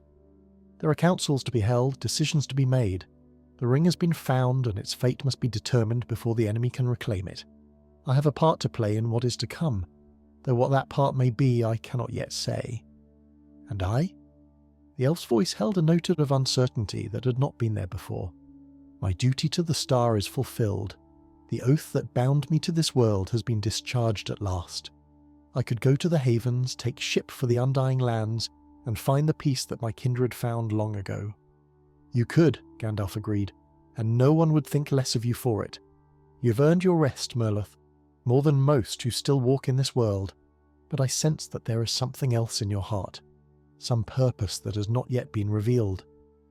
Merlith was silent for a long moment, her gaze distant as if seeing something beyond the physical world.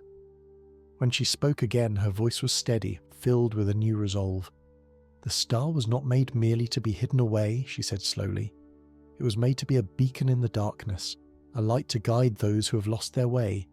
Celeborn did not sacrifice his spirit merely to create a treasure to be locked away and forgotten. He made it to be used when the need was greatest. And you believe that the time has not yet come? I believe that the darkness we have seen is only the beginning. The enemy gathers his strength, and when he strikes, it will be with a force that this world has not seen since the fall of Numenor. The star must remain hidden until that hour, yes, but someone must watch for the signs, must know when the moment has arrived to unseal the chamber and bring forth the light." Gandalf studied her face, reading there the conviction that had taken root in her heart. "You would take up a new vigil then, a new duty to replace the one you have set down." "I would. Not alone this time, I hope. There are others who might be called to this purpose, others whose hearts are strong enough to bear the weight of such responsibility. If you would help me find them, help me prepare them for what is to come, then perhaps we might yet play a part in the victory you spoke of." The wizard smiled, and this time there was genuine warmth in his expression. "I believe I can help you with that. Come with me to Rivendell, and we shall speak to Elrond of what has transpired. He will know who among the Eldar might be called to such a service, and he may have wisdom to share regarding the path ahead." They turned together toward the western road, leaving the crossroads behind them. The sun was setting, painting the sky in shades of gold and crimson, and somewhere in the distance a bird was singing, its voice clear and sweet in the gathering dusk. The darkness was coming, of that there could be no doubt, but for now, in this moment, there was light enough to see by and hope enough to continue on. The road to Rivendell wound through lands that grew gentler with each passing league, the harsh grey stones of the mountain approaches giving way to wooded valleys and streams that sang over beds of smooth pebbles. Autumn had settled fully upon this country, painting the forests in hues of amber and russet, and the air carried the scent of fallen leaves and the first hint of winter's coming chill. Gandalf and Merloth travelled in companionable silence for much of the way, each occupied with thoughts that needed no words to express. The elf found herself marvelling at how different the world seemed now that her long vigil had ended. Colours appeared brighter, sounds clearer, as if a veil had been lifted from her senses that she had not even known was there. She had spent so many centuries focused upon a single purpose that she'd forgotten what it felt like to simply exist, to move through the world without the constant weight of duty pressing upon her shoulders. On the 7th day of their journey, as the sun climbed toward its zenith through a sky of crystalline blue, they crested a ridge and beheld the valley of Imladris spread out before them. The last homely house rose from its heart like a jewel in a setting of green and gold, its towers and terraces catching the light in ways that seemed almost magical.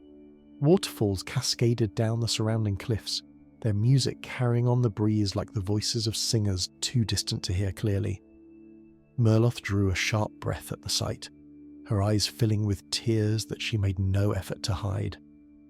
"I had forgotten how beautiful it was," she whispered. "In all my years of watching over the star, I never came here, never sought the company of my own kind. I told myself that the duty was too important, that I could not risk being distracted from my purpose. But now I wonder if that was merely fear speaking, fear of what I might feel if I allowed myself to feel anything at all." Gandalf placed a gentle hand upon her arm. "The past is beyond changing, but the future remains unwritten. Whatever choices brought you to this moment, they have led you here, to this place, at this time. That is what matters now." They descended into the valley and were met at the bridge by elves of Elrond's household, who welcomed them with the quiet courtesy that was the hallmark of their kind. Word was sent ahead of their arrival, and by the time they reached the Great Hall, the Master of Rivendell himself was waiting to receive them. Elrond Half-elven was ancient beyond the reckoning of most mortals, his face bearing the marks of ages that had seen the rise and fall of kingdoms and the passing of powers that would never come again.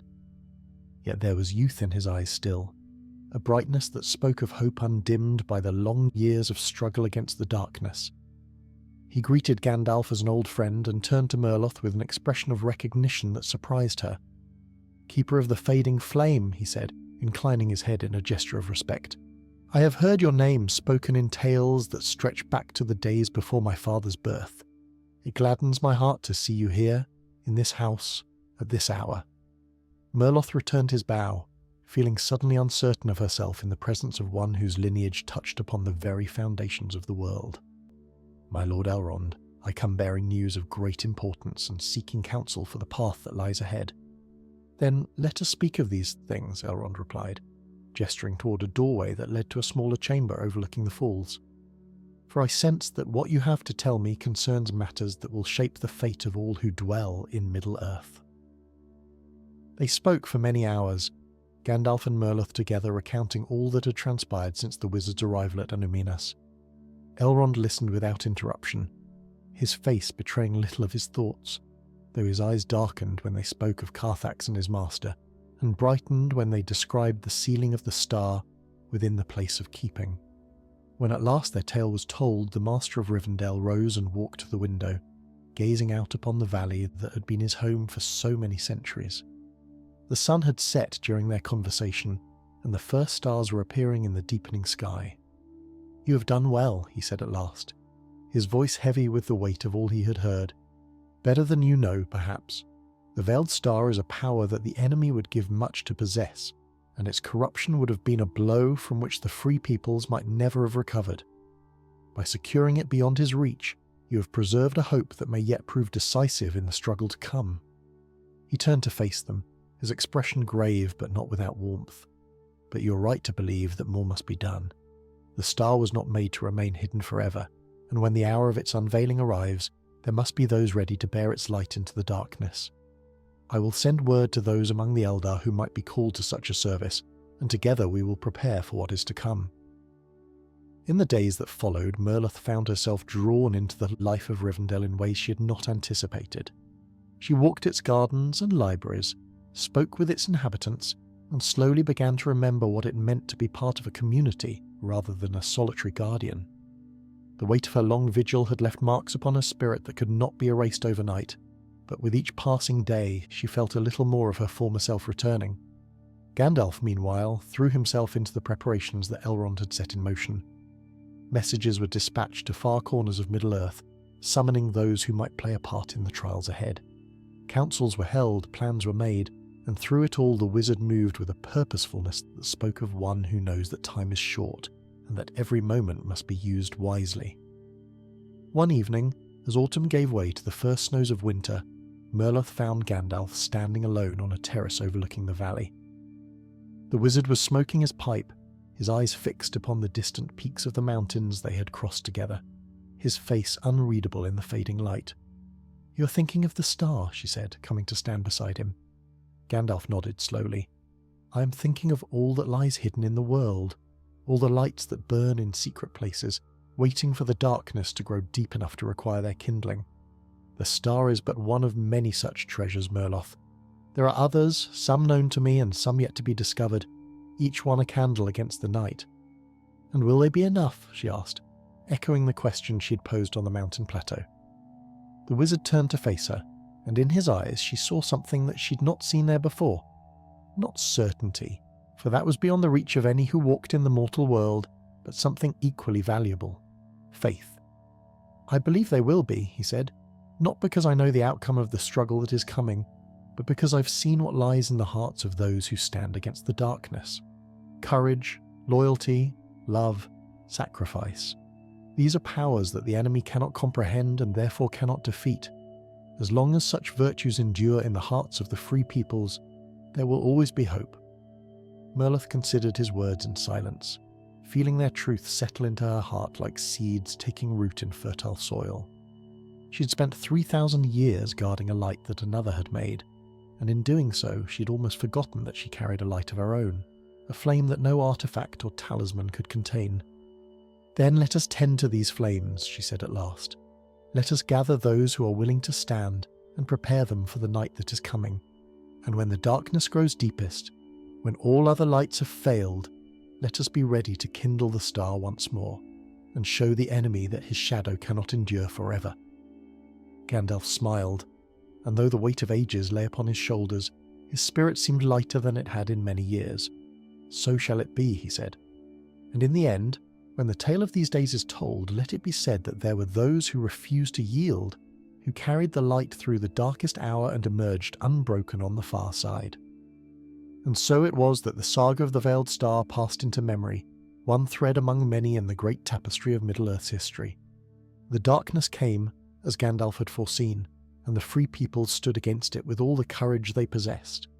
And though the tale of the star's final unveiling is a story for another time, it is said that when the need was greatest, a light shone forth from the mountains that rivaled the stars themselves, a beacon of hope for all who walked in shadow. Thus ends this tale, as it was told in the halls of those who remember, where the memory of Gandalf the Grey burns bright as a forge fire, and the hearts of all who love wisdom above strength, courage above conquest, find solace in the knowledge that some lights can never be extinguished, no matter how deep the darkness grows. Story 2. In the long years before the shadow of Mordor stretched its dark fingers across the lands of Middle-earth, there came a time of peculiar stillness to the western reaches of Eriador. It was in those days that Gandalf the Grey, wanderer of many roads and keeper of secrets older than the hills themselves, turned his steps toward a region that had long been forgotten by the councils of the wise. The Western Marches, as they were called by the few who still remembered their name, lay between the grey havens and the distant blue mountains, a land of rolling moors and ancient forests where the wind carried whispers of ages past. The wizard had received word through channels known only to those who walked between the seen and unseen worlds. A messenger had come to him in the night, a creature neither holy bird nor holy spirit, bearing tidings that troubled his ancient heart. The message spoke of a silence that had fallen upon the Western Marches, a silence so profound and unnatural that even the streams had ceased their singing and the leaves of the trees hung motionless upon their boughs. Villages that had once sent traders to the havens had gone quiet, and those few travellers who ventured into the region returned with haunted eyes and trembling hands, speaking of a presence that watched from every shadow. Gandalf knew well that silence in Middle-earth was rarely a friend to those who loved the light. Where darkness gathered, it often came first as a hush, a cessation of the natural rhythms of the world, before it revealed its true and terrible nature. And so he had set forth from Rivendell with the first thaw of spring, leaving behind the counsel of Elrond and the comfort of the last homely house, to seek out whatever had brought this unnatural quiet to the forgotten lands of the West. The road was long and the way uncertain, for the paths that had once connected the western marches to the wider world had grown faint with disuse. Gandalf travelled sometimes by horse and sometimes on foot, his grey robes gathering the dust of many miles as he passed through villages that grew smaller and more isolated with each league he travelled. The folk he encountered spoke little of the marches, turning their faces away when he asked questions and making signs of warding when they thought he was not looking. Only one, an old woman who kept a humble inn at the edge of the settled lands, would speak to him directly. She told him of the village of Thornhaven, the last settlement before the true wilderness began, where a people had lived for generations in peaceful obscurity. They were simple folk, she said, farmers and shepherds who asked nothing of the wider world save to be left alone with their flocks and their fields. But 3 months past, all communication with Thornhaven had ceased. No traders came to market, no travellers passed through, and those who went to investigate found only empty roads and an oppressive stillness that drove them back before they could reach the village itself. Gandalf listened to her words with grave attention, his pipe forgotten in his hand as the old woman spoke of strange lights seen on the distant hills at night, and sounds that were not quite sounds, more like the absence of sound, a void in the fabric of the world where noise should have been. When she finished her tale, the wizard thanked her kindly and pressed a coin into her weathered palm, though she tried to refuse it. He departed before dawn the next morning, his staff glowing faintly in the pre-dawn darkness as he set his feet upon the path to Thornhaven. The change came gradually as Gandalf ventured deeper into the western marches. At first it was subtle, a lessening of birdsong, a stillness in the air that seemed out of place for the season. The trees grew closer together, their branches intertwining overhead to form a canopy that blocked out much of the sunlight. Yet there was no rustling of small creatures in the underbrush, no flutter of wings among the leaves, no buzzing of insects around the wildflowers that grew pale and wan along the roadside. By the second day, the silence had become absolute. Gandalf's footsteps on the packed earth of the road seemed muffled, as though the very sound was being absorbed by something hungry and patient.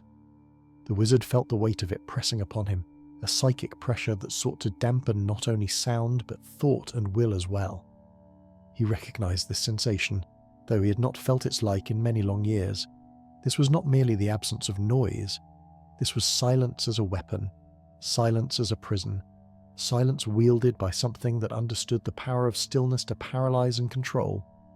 He stopped in a small clearing where the road crossed a stream, though the water flowed without sound, its surface glassy and still despite its obvious movement. Gandalf knelt beside the water and passed his hand through it, feeling the cold bite of mountain snowmelt against his skin. The stream was real enough, but something had stolen its voice, leaving it mute and strange. Rising to his feet, the wizard spoke aloud, his voice seeming shockingly loud in the profound quiet. "Whatever power dwells here," he said, his words carrying the weight of ages, "I am Gandalf, servant of the secret fire, walker of roads both seen and hidden. I come not as conqueror nor as judge, but as one who seeks to understand what has befallen this land." For a long moment nothing answered. Then, so faintly that even Gandalf's keen ears barely caught it, there came a response. It was not a voice, but a feeling, a sense of ancient sorrow mixed with something harder and more desperate. Whatever had claimed the western marches was not merely evil, it was wounded, and like a wounded animal, it had grown dangerous in its pain. The village of Thornhaven appeared before him as the sun began its descent toward the western horizon. It was a modest settlement, perhaps 30 houses clustered around a central green where a great oak stood, its leaves hanging limp and colourless despite the season. The houses were intact, their doors closed and their windows shuttered, and thin trails of smoke rose from several chimneys, suggesting that fires still burned within. Yet no face appeared at any window, No door opened to greet the stranger and no dog barked at his approach. Gandalf walked slowly down the main street, his staff tapping softly against the cobblestones. He could feel eyes upon him, watching from behind shutters and through cracks in doors, but none came forth to meet him. The villagers were not gone, he realized, but hiding. They had retreated into their homes and closed out the world, prisoners of a fear so profound that they could not bring themselves to venture forth even to greet a potential rescuer. At the centre of the village, beside the great oak, Gandalf found the first sign of what had transpired here. A stone well stood at the heart of the green, its walls carved with ancient symbols that spoke of protection and plenty. But the symbols had been defaced, scored through with deep gouges as though some great claw had raked across them, and from the depths of the well a darkness rose, not the natural darkness of shadow, but something thicker and more absolute, a void that seemed to swallow light itself. Gandalf approached the well cautiously, his staff held before him. The runes carved into its ancient wood began to glow with a soft silver light, pushing back against the darkness that emanated from below. As he drew near, he felt the silence intensify, pressing against him with almost physical force, seeking to still not only his voice, but his very thoughts. This was no ordinary evil, no simple creature of shadow or remnant of Morgoth's ancient malice. This was something different, something that had grown in isolation for untold years, feeding on the quiet desperation of a forgotten people until it had become powerful enough to impose its will upon the very fabric of reality. And now, sensing the presence of one who bore the light of the undying lands within him, it stirred from its long slumber. The darkness in the well began to rise. Gandalf planted his staff firmly upon the ground and spoke words of power in a tongue older than the stones of the world. Light blazed forth from the crystal set at the staff's crown, driving back the ascending shadow. But even as he held the darkness at bay, he knew that this was merely the beginning. Whatever dwelt in the depths of Thornhaven's well had not survived for countless ages by being easily vanquished. The true battle was yet to come. The darkness recoiled from Gandalf's light like a living thing, writhing and twisting as it retreated back into the depths of the well. Yet even as it withdrew, the wizard could sense its malevolent intelligence probing at the edges of his defences, seeking weakness, testing the strength of his will. This was no mindless shadow, but a thinking entity, patient and cunning, and it had learned much in its long isolation beneath the earth. Gandalf maintained his vigil beside the well as the sun completed its descent and twilight settled over Thornhaven. The darkness did not attempt to rise again, but neither did it recede entirely. It lurked just below the surface of the water, a presence that could be felt if not seen, watching and waiting with the terrible patience of something that had outlasted empires and would outlast empires still to come. As full night fell upon the village, a door creaked open behind him. Gandalf turned to see a figure emerge from one of the larger houses, a man of middle years with a face lined by worry and sleepless nights. He approached the wizard with hesitant steps, his eyes darting nervously toward the well, as though he expected something to leap forth from its depths at any moment. "You should not have come here," the man said, his voice barely above a whisper. "Nothing good comes to those who enter the marches now. We who remain do so only because we have nowhere else to go." Gandalf lowered his staff slightly, though he kept its light burning as a ward against the darkness. "I am Gandalf," he said gently. "I have come because word of your troubles reached ears that care about such things. Tell me, friend, what is your name, and what has befallen your village?" The man hesitated, glancing back at the house from which he had emerged. Gandalf could see other faces pressed against the windows now, pale ovals in the darkness, watching with a mixture of hope and fear. At last, the man seemed to come to a decision. "I am Aldric," he said, "headman of Thornhaven, or what remains of it. As for what has happened here, that is a tale of sorrow and foolishness, wizard. A tale that began with hope and ended in despair." Aldric led Gandalf away from the well, toward the largest house on the green. As they walked, the headman spoke in hushed tones, his words tumbling out as though he had been waiting for someone to listen for a very long time. He told of how Thornhaven had once been a prosperous village, small but content, its people living in harmony with the land and with each other. They had kept to the old ways, honouring the spirits of earth and water, maintaining the ancient wards that their ancestors had carved into the stones of the well and the threshold of every home. But prosperity had bred complacency, and the young had grown impatient with the rituals and restrictions of their elders.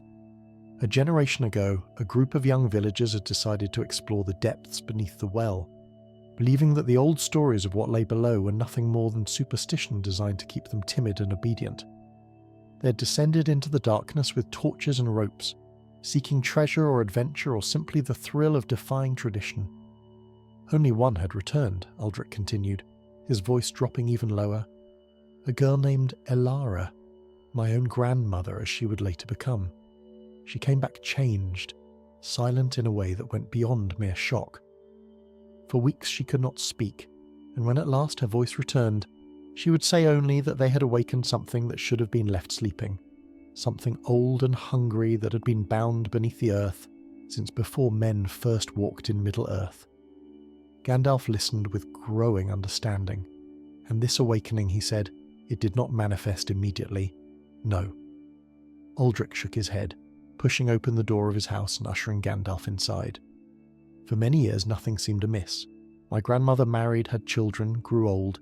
She spoke rarely of what had happened in her youth, and the village chose to forget. But as the decades passed, small changes began to occur. The birds grew fewer, the wind blew less often, sounds seemed to carry less far than they once had. And the silence grew. Inside the house, a fire burned low in the hearth, and a woman sat beside it with 2 young children huddled against her. She looked up as Gandalf entered, and he saw in her eyes the same haunted weariness that marked her husband's face. Other villagers had gathered as well, perhaps a dozen souls crowded into the modest space, drawn by the light of the wizard's staff and the desperate hope that he might offer some salvation from their plight. When did it become unbearable? Gandalf asked, settling himself in a chair that creaked beneath even his modest weight. 3 months ago, Aldrich replied. My grandmother passed away, the last of those who had descended into the well. On the night of her death, the silence fell complete. We woke to find that no sound would carry beyond our own walls. Those who ventured outside found themselves unable to speak, unable to cry out. The darkness in the well rose higher, and we knew that whatever she had helped to awaken had finally claimed its due. The villagers nodded in agreement, their faces pale in the firelight. One of them, an elderly woman with silver hair braided down her back, spoke up. We tried to leave, she said. Many of us did. But the roads that lead out of the marches have become twisted and strange. No matter which direction we walk, we find ourselves returning to the village. The silence has become our prison, and the darkness our jailer. Gandalf drew deeply on his pipe, which he had lit while listening to their tale. The smoke rose in lazy spirals, and for a moment the homely scent of pipeweed seemed to push back against the oppressive atmosphere that hung over the village. He considered what he had heard, fitting the pieces together with knowledge gleaned from ancient texts and older memories. What you describe, he said at last, is not a creature of Morgoth's making, nor a servant of the shadow that grows in the east. This is something different, something that predates even the coming of the Valar to Middle-earth. In the earliest days, before the sun and moon were set in the sky, there were things that dwelt in the darkness beneath the world. Most were destroyed or driven into the deepest pits when the light first came, but some, the most cunning and patient, found ways to survive. He paused, his eyes distant as he recalled lore that few living beings still remembered. They learned to feed not on flesh or blood, but on something more fundamental, on sound itself, on the vibrations of life and joy that fill the world wherever creatures dwell. They are called by many names in the old tongues, but the Cinder knew them as Dilthan, the Silencers. They were bound beneath the earth by powers greater than my own, sealed away with wards and watchwords that were meant to endure until the breaking of the world. And we broke those wards, Aldrich said, his voice heavy with guilt. Our foolish children trespassed where they should not have gone, and now we pay the price for their curiosity. Gandalf shook his head. The fault is not yours alone. The wards were meant to be maintained, renewed with each generation. But the knowledge of how to do so has been lost, scattered and forgotten as the ages passed. Your ancestors did what they could with what little they remembered. That it was not enough is a tragedy, not a crime. He rose from his chair, his staff blazing suddenly with renewed light. But tragedy need not be destiny. The Dilthan can be bound again. its hunger contained. I have walked in places where such knowledge still endures, and I carry within me the authority to speak words of power that it cannot ignore. Hope flickered in the eyes of the gathered villagers, fragile but real. "What must we do?" Aldrich asked. "How can we help?"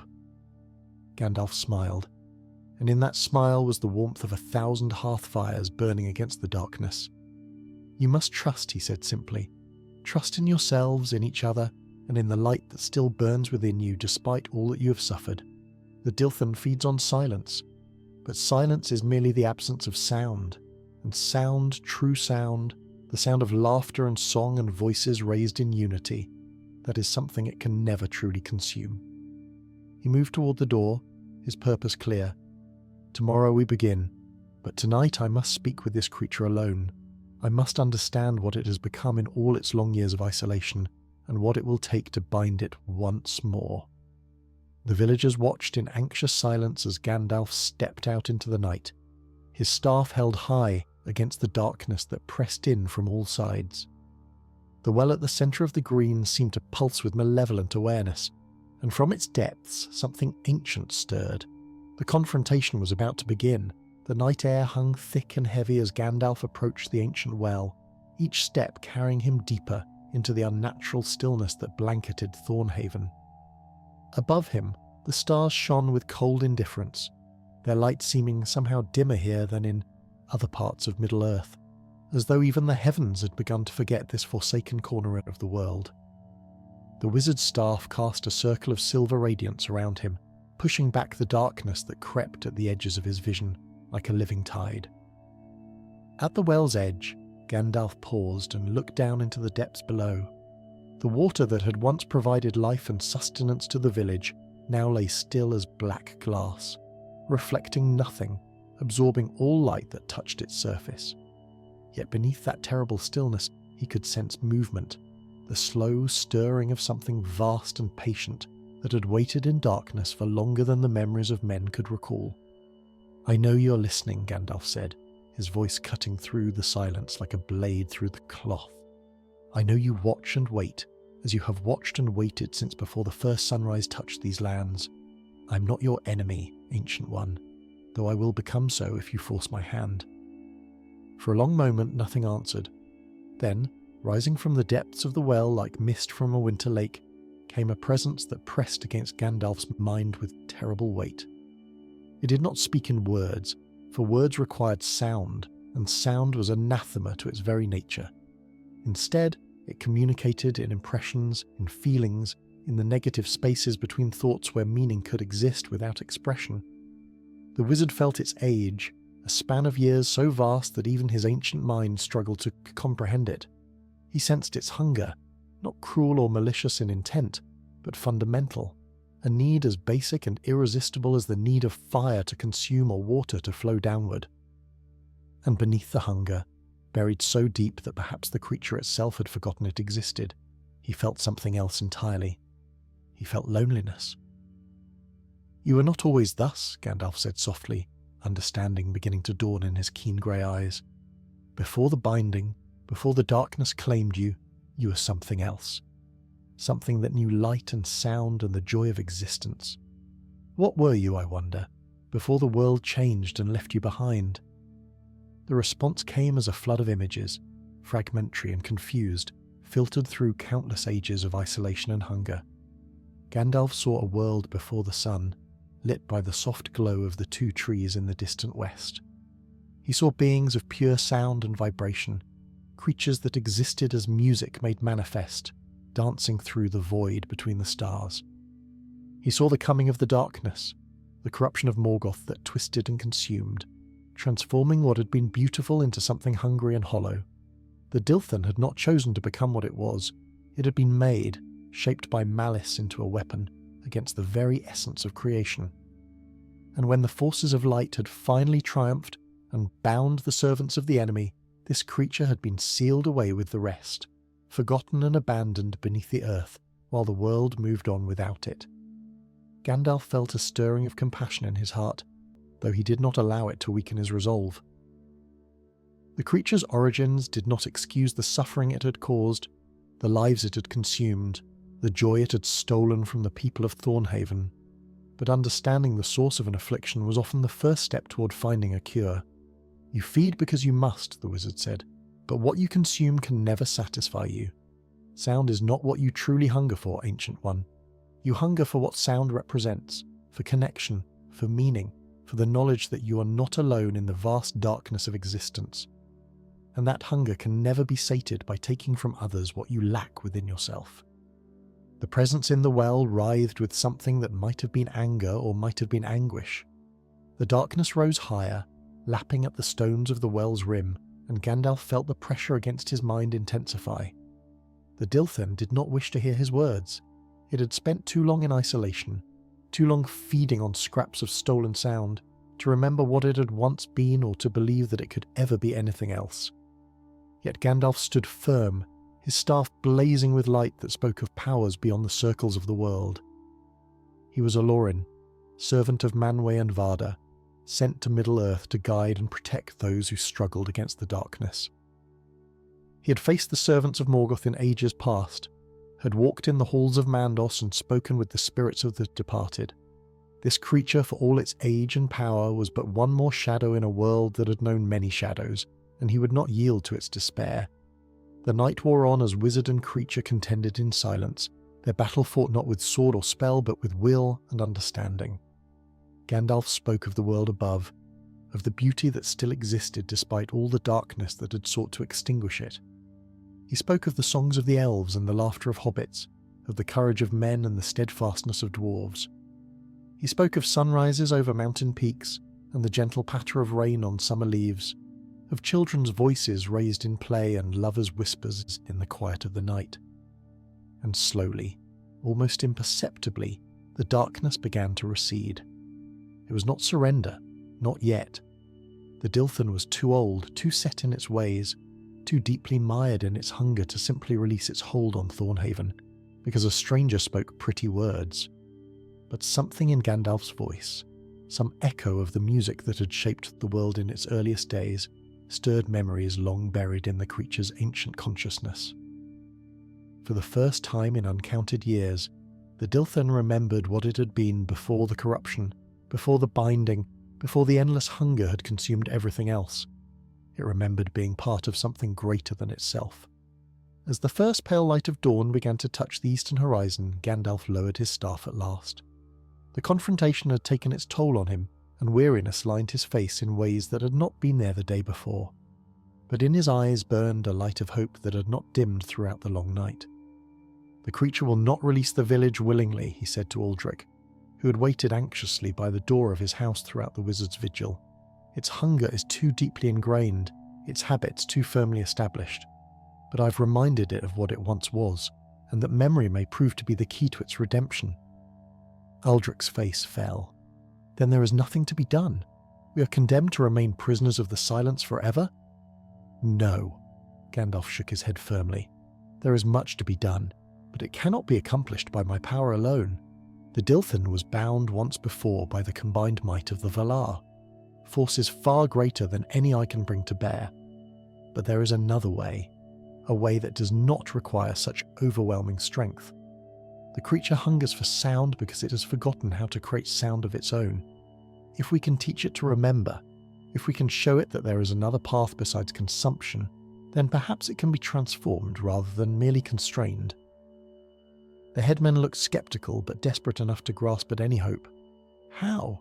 How can we teach such a thing to a creature of pure darkness? Gandalf smiled, and despite his exhaustion, there was warmth in that smile. "By doing what your people have forgotten how to do," he said. "By filling your village with sound once more.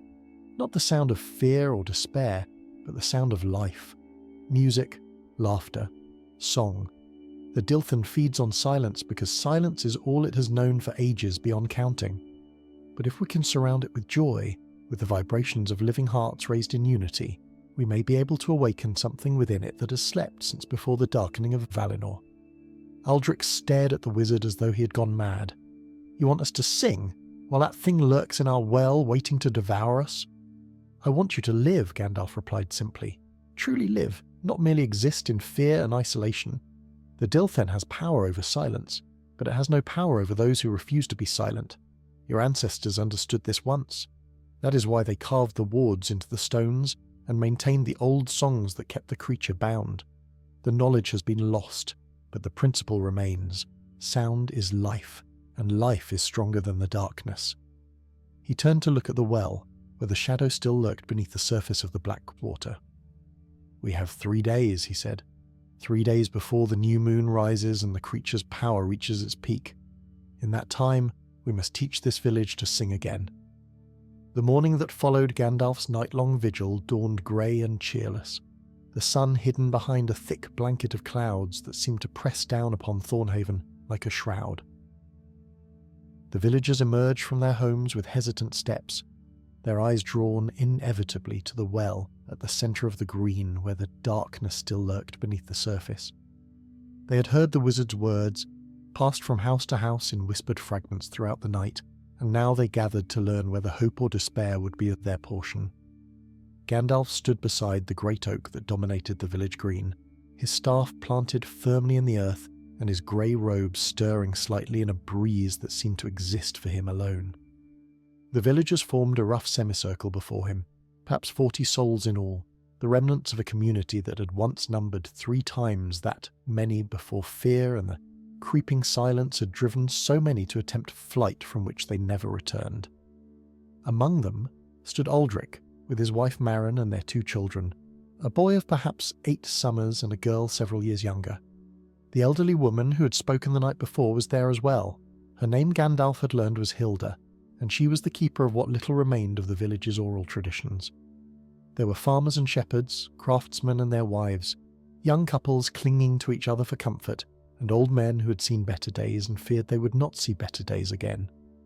"What you ask of us is impossible," said a man near the back of the crowd, his voice hoarse from disuse. "We have not sung in months. Even speaking feels dangerous now.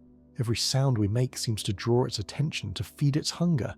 You would have us ring the dinner bell for the thing that devours us." Gandalf regarded the speaker with patient eyes. "I understand your fear," he said, "and I do not dismiss it lightly. The Dilthan is dangerous, and sound does indeed draw its attention. But consider this. You have been silent for 3 months, and in that time has its power waned? Has it grown weaker? Has your situation improved in any way?" The man had no answer, and his silence spoke more eloquently than words. "The creature feeds on silence," Gandalf continued, "because silence is surrender. Every unspoken word, every swallowed laugh, every song left unsung, these are the nourishment upon which it grows fat. You have been starving yourselves in the hope of starving it, but it is you who grow thin while it grows strong. The only way to defeat such a creature is to give it what it cannot consume, to fill the air with so much life and joy that its hunger is overwhelmed." "But we have forgotten how," said Maren, her voice small and fragile. "The songs our grandparents knew, the music that once filled this village, it has all been lost. We remember fragments, snatches of melody, but the whole of it is gone." Gandalf smiled gently. "Then we shall begin with fragments. A single note is still a note, a whispered word is still a word. The journey of 1,000 miles begins with a single step, and the song that will save your village begins with a single voice willing to break the silence." He turned to Hilda, who stood near the front of the gathered villagers with her silver hair catching what little light filtered through the clouds. "You are the keeper of memories here," he said. "What do you remember of the old songs, even fragments, even pieces, anything that might serve as a foundation upon which we can build?" The old woman hesitated, her weathered hands twisting together nervously. She glanced toward the well where the darkness seemed to pulse with malevolent awareness, and for a moment it seemed she would refuse. But then something hardened in her eyes, a spark of defiance that age and fear had not quite managed to extinguish. "My grandmother taught me a song," she said, her voice gaining strength as she spoke. "A lullaby she sang to me when I was small. I have not sung it in many years, but I remember the words, I remember the tune." "Then sing it now," Gandalf said encouragingly. "Let it be the first note of our symphony." Hilda drew a deep breath, her thin chest expanding with the effort. When she opened her mouth, the sound that emerged was barely more than a whisper, cracked and uncertain, the voice of someone who'd forgotten how to use it. But it was a voice nonetheless. and the melody it carried, though faint, was unmistakably beautiful. She sang of green hills and gentle rain, of children playing in meadows of wildflowers, of the simple joys that made life worth living even in the darkest of times. The song was old, older perhaps than Hilda herself knew, and its words carried echoes of an age when the world was younger and the shadows had not yet grown so long. As she sang, something remarkable began to happen. The oppressive silence that had blanketed Thornhaven for so many months seemed to thin ever so slightly, as though Hilda's fragile voice had punched a small hole in the fabric of despair that surrounded them. The villagers stirred, their eyes widening with wonder and the first tentative stirrings of hope. But the Dilthen stirred as well. From the depths of the well came a surge of darkness, a wave of shadow that rose above the stone rim and spread across the green like spilled ink. The villagers cried out in terror, stumbling backward, and Hilda's song faltered and died on her lips. The silence crashed back down upon them, heavier than before, pressing against their minds with crushing weight. Gandalf stepped forward, his staff blazing with silver light. The darkness recoiled from his radiance, hissing soundlessly as it retreated back toward the well. But it did not return to the depths entirely. Instead, it hovered at the edge of the green, a wall of shadow that ringed the gathered villagers like a predator circling its prey.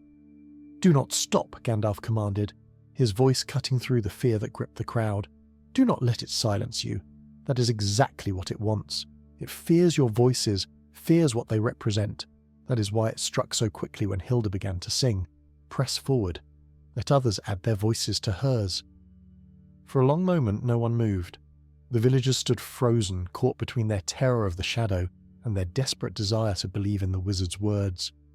The darkness pressed closer, testing the boundaries of Gandalf's light, and the wizard could feel the strain of holding it at bay. Then, from somewhere near the back of the crowd, a child's voice rose up. It was the young daughter of Aldric, a girl no more than 5 years old, too innocent to fully understand the danger, and too brave to let fear silence her. She sang the same lullaby that Hilda had begun, her small voice piping and clear, carrying the tune with the unself-conscious purity that only children possess. Her brother joined her a moment later, his voice deeper but no less determined. And then Merrin added her own voice to theirs, followed by Aldric, followed by one villager after another, until the green was filled with song. The melody swelled and grew, becoming something greater than the sum of its parts, a chorus of defiance against the darkness that sought to consume them. The shadow writhed and churned, its edges flickering wildly as the music washed over it. Gandalf watched with keen interest, noting how the creature seemed unable to advance against the combined voices of the villagers, how each new voice that joined the song pushed it back another inch toward the well from which it had emerged. "Yes," he breathed, his eyes bright with satisfaction. "Yes, this is the way. This is how we defeat it, not with swords or spells, but with the very thing it has tried to steal from you, with life itself." The song continued for nearly an hour, the villagers taking turns carrying the melody as voices grew tired and needed rest. By the time the last notes faded into the morning air, the darkness had retreated entirely back into the well, and the oppressive silence had lifted noticeably. Sounds that had been muffled and distant now carried clearly across the green. Birdsong, absent for months, could be heard faintly from the woods beyond the village. But Gandalf knew that this was only the beginning. The Dilthen had been pushed back, not defeated. It would gather its strength and try again, and each subsequent assault would be more powerful than the last as the creature adapted to this new threat. The villagers had won the first battle, but the war was far from over. "We must teach you more songs," he said, as the villagers caught their breath and marvelled at what they had accomplished. "And we must teach you to sing them together, as one voice, one heart, one spirit united against the darkness. The creature will return stronger and more determined. When it does, you must be ready." The days that followed were unlike any Thornhaven had known in living memory. Where once the village had cowered in fearful silence, now it rang with sound from dawn until dusk. Gandalf worked tirelessly, drawing forth songs from the deepest wells of his ancient memory, melodies that had been sung in halls of light before the world was marred by shadow. He taught the villagers harmonies that resonated with the fundamental music of creation, rhythms that, echoed the beating heart of Middle-earth itself. Hilda proved to be an invaluable ally in this endeavour. Though her own store of remembered songs was limited, she possessed a gift for teaching that Gandalf recognised and nurtured. She worked with the children, whose voices were purest and whose spirits were least burdened by the weight of accumulated fear. Under her patient guidance, the young ones of Thornhaven learned to sing with a clarity and power that belied their tender years. The adults proved more challenging. Years of silence had left their voices rusty and uncertain, and many struggled to overcome the deeply ingrained fear that every sound they made would draw the attention of the darkness and in the well. Gandalf understood their hesitation and did not push them beyond what they could bear. Instead, he encouraged them to find their voices gradually, beginning with humming and wordless tones before progressing to full-throated song. By the second day, a transformation had begun to take hold. The villagers, who had been strangers to one another despite living side by side for years now, gathered in groups to practice their harmonies. Neighbours who had not exchanged more than a handful of words in months found themselves laughing together as they stumbled over unfamiliar lyrics or lost their place in a complicated melody. The simple act of making music together was weaving bonds between them that fear and isolation had severed. Yet the Dilthen did not remain passive during this time of renewal. Each night, as the villagers retreated to their homes and the singing ceased, the darkness in the well stirred and probed at the boundaries of the village. Gandalf maintained his vigil, his staff burning with steady light throughout the long hours of darkness, holding the creature at bay while the people of Thornhaven rested and gathered their strength for the battles yet to come. On the morning of the second day, as the villagers assembled for their daily practice, Uldric approached Gandalf with worry etched deep into his weathered features. The wizard was sitting beneath the great oak, his pipe sending lazy spirals of smoke into the brightening sky, but his eyes were watchful as always. "The creature grows stronger," Uldric said quietly, so as not to alarm the others. "I can feel it pressing against the edges of my thoughts when I try to sleep. It shows me visions of failure, of my family consumed by the darkness, of the village falling to eternal silence. How can we hope to stand against something so powerful?" Gandalf drew on his pipe and considered the question carefully before responding. "The Dilthen shows you these visions because it fears what you are becoming," he said at last. "A creature that feeds on despair has no weapon against hope. Every time you choose to sing instead of cower, every time you lift your voice in defiance of the silence, you deal it a wound it cannot heal. It is fighting back the only way it knows how, by trying to break your spirit before your spirit can break its hold on this place." Uldric looked toward the well, where the darkness lurked just below the surface of the water, visible now as a faint shimmer of shadow in the morning light. "And if our spirits do break, if we cannot maintain our courage when the moment of crisis comes, then the darkness will consume you," Gandalf replied honestly. "I will not deceive you with false promises, Uldric. The path we walk is dangerous, and success is far from certain. But consider the alternative. You have spent 3 months in silence, prisoners in your own village, watching your neighbours waste away from despair. That is not living.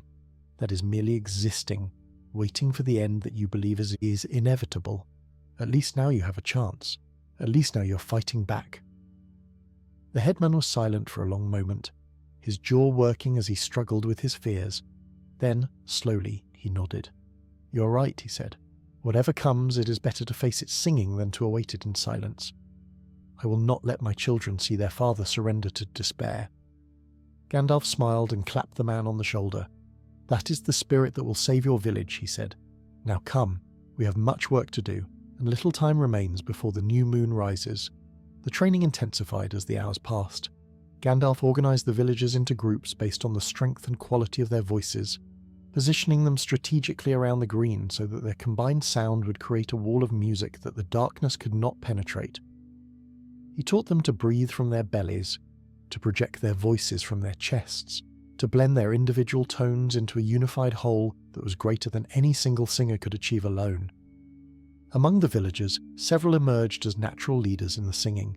Besides Hilda, there was a young man named Corwin, whose deep bass voice anchored the lower harmonies with remarkable steadiness. A woman called Elspeth possessed a soprano that could soar above the others like a lark ascending into a summer sky. And little Lily, Uldric's daughter, had a gift for carrying the melody that seemed almost supernatural in its purity. As the second evening approached, Gandalf called the villagers together for a test of their progress. They gathered around the well, forming a circle that enclosed the darkness within a ring of living bodies. The shadow stirred uneasily beneath the water, sensing that something was different, that the prey it had hunted for so long was no longer behaving as prey should. "Now," Gandalf said, his voice carrying clearly across the green, "sing as I have taught you. Begin with the hymn of dawn and let your voices rise together. Do not falter, no matter what the creature does. Your courage is your armor and your song is your sword." Hilda raised her hand and counted off the beat. On her signal, the villagers began to sing. The sound that rose from that circle was unlike anything Thornhaven had produced in generations. 40 voices joined as one, weaving together in harmonies that seemed to resonate with the very stones of the village. The melody swelled and built, layer upon layer of sound that filled the air with warmth and light and life. The Dilthan responded with fury. The darkness in the well erupted upward, a column of shadow that towered above the rooftops and spread across the sky like a thunderhead. The temperature plummeted, frost forming on the stones of the well and creeping outward across the green. The villagers faltered, their voices wavering as primal terror gripped their hearts. But they did not stop. Gandalf stood at the centre of the circle, his staff blazing with white fire that pushed back against the encroaching darkness.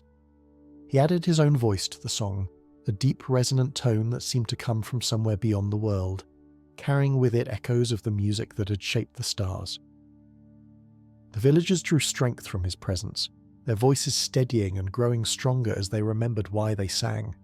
The battle raged for what seemed like hours, though in truth it was less than one. The darkness pressed and probed, seeking weakness in the wall of sound that surrounded it. But the villagers held firm, their song never faltering, their spirits never breaking, and slowly, inexorably, the shadow began to retreat. By the time the last note faded into the evening air, the Dilthan had withdrawn entirely into the depths of the well. The frost that had spread across the green was already melting, and the oppressive weight that had hung over Thornhaven for so long had lifted noticeably. The villagers stood in stunned silence, hardly daring to believe what they had accomplished. "You have done well," Gandalf said, his voice weary but warm with pride. "Tomorrow, the final test. Tomorrow we face the new moon. Rest now and gather your strength. The greatest challenge is yet to come. The night before the new moon was the longest that any in Thornhaven could remember." Sleep came fitfully to the villagers, their rest disturbed by dreams that seemed to seep up from the darkness beneath the well. Gandalf walked among the houses throughout those midnight hours, his staff casting a gentle glow that pushed back against the shadows and brought what comfort it could to troubled minds. He paused at windows where he heard children crying and murmured words of power that eased their fears. He stood vigil outside doors where he sensed the Dilthan's influence pressing hardest and drove it back with the force of his will. As he walked, the wizard reflected on all that he'd witnessed in this forgotten corner of Middle-earth. The courage of these simple folk had surprised and heartened him. They were not warriors, not heroes in any traditional sense. They were farmers and craftsmen, mothers and fathers, young and old, bound together by nothing more than the accident of geography and the shared experience of suffering. Yet when called upon to stand against a darkness that had haunted their land for ages beyond counting, they had found within themselves a strength that many mightier peoples might have envied. It reminded him, as so many things did in these latter days, of the hobbits of the Shire. There was a quality in the simple folk of Middle-earth, a resilience born not of power or ancient lineage, but of love. Love for their homes, their families, their way of life. It was a quiet strength, easily overlooked by those who measured might in swords and sorcery, but Gandalf had learned long ago never to underestimate it.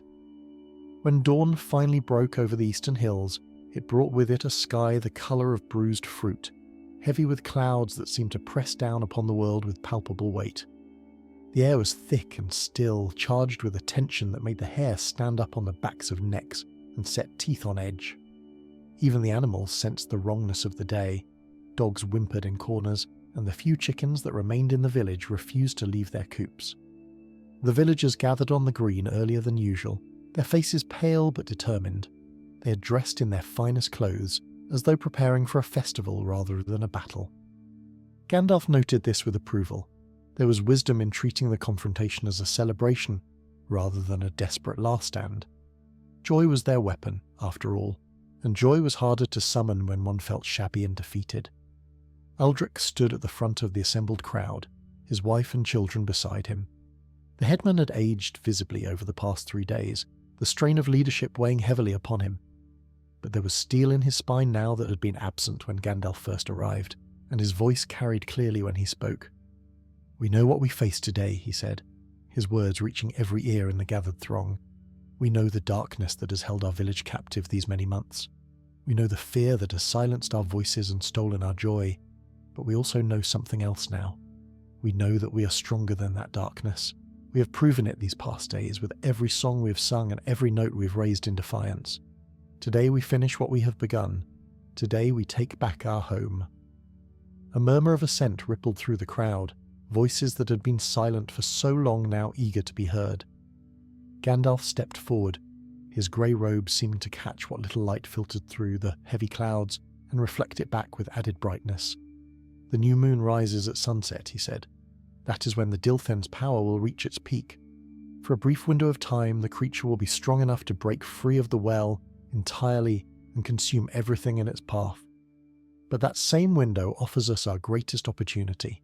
In the moment of its emergence, before it can fully manifest its power, the creature will be vulnerable.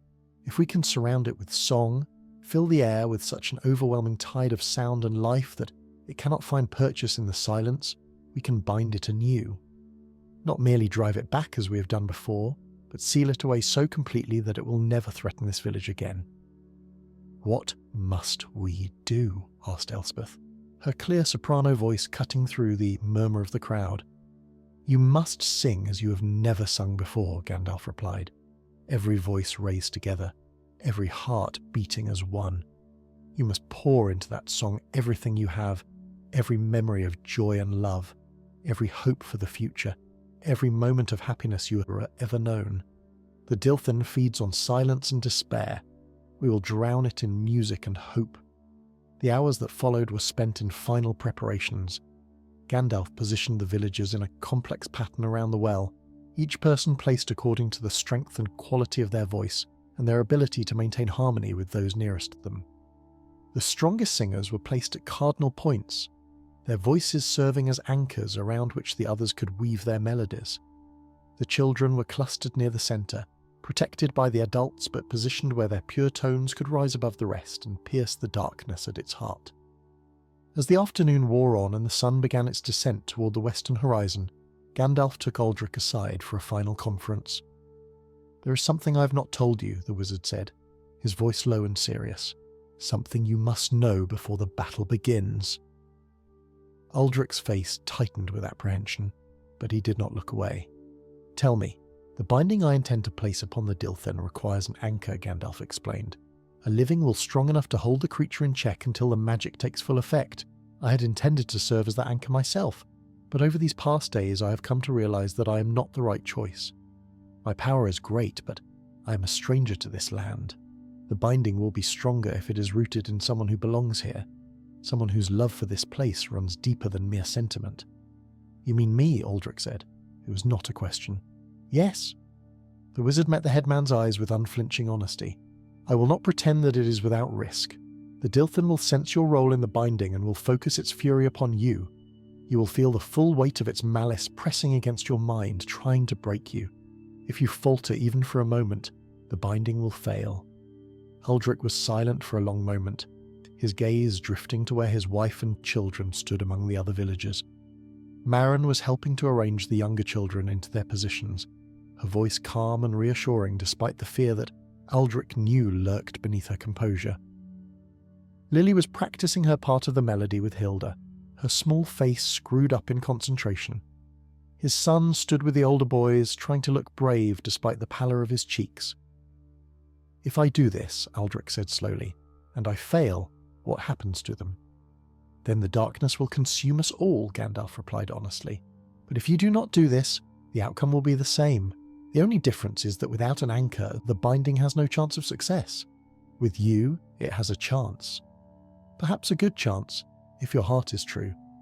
Aldrich drew a deep breath and squared his shoulders. "Then I will do it," he said.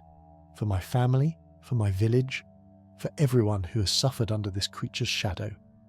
Gandalf placed a hand on the man's shoulder, and in that touch was conveyed a strength and warmth that seemed to flow directly into Uldric's heart. "You are braver than you know," the wizard said softly, "and stronger. Whatever comes tonight, know that you have done your people proud." The sun touched the horizon, painting the heavy clouds in shades of crimson and gold.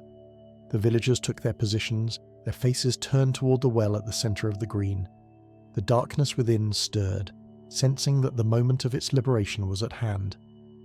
A wind began to blow from nowhere, cold and bitter, carrying with it the scent of decay and the whisper of forgotten graves. Gandalf raised his staff high, its light blazing against the gathering gloom. "The time has come," he cried, his voice ringing across the green like a trumpet call. "Let the song begin."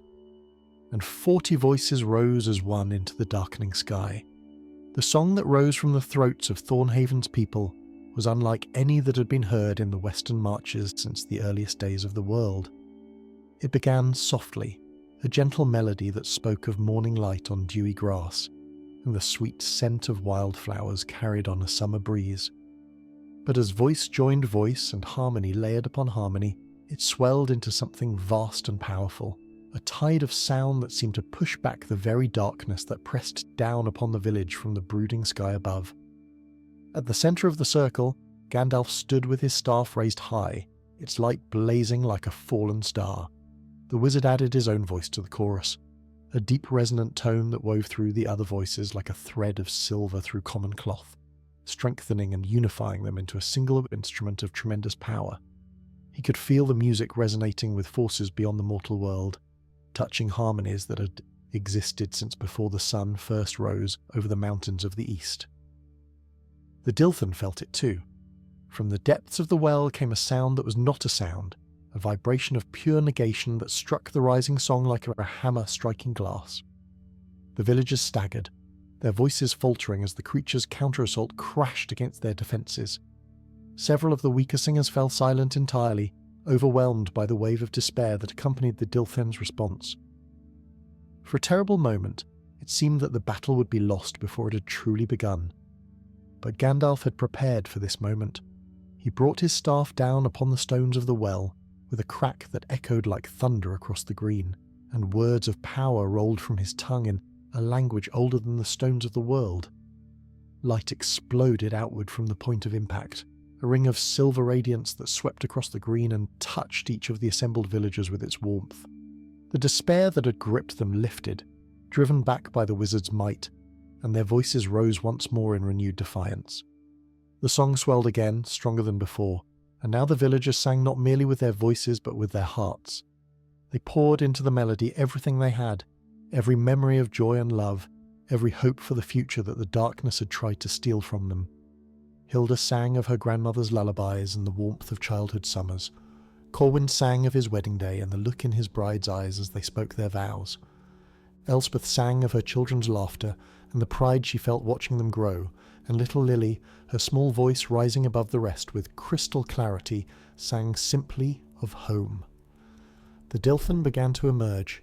It came not as a creature of flesh and blood, but as an absence, a void in the shape of something that might once have been alive.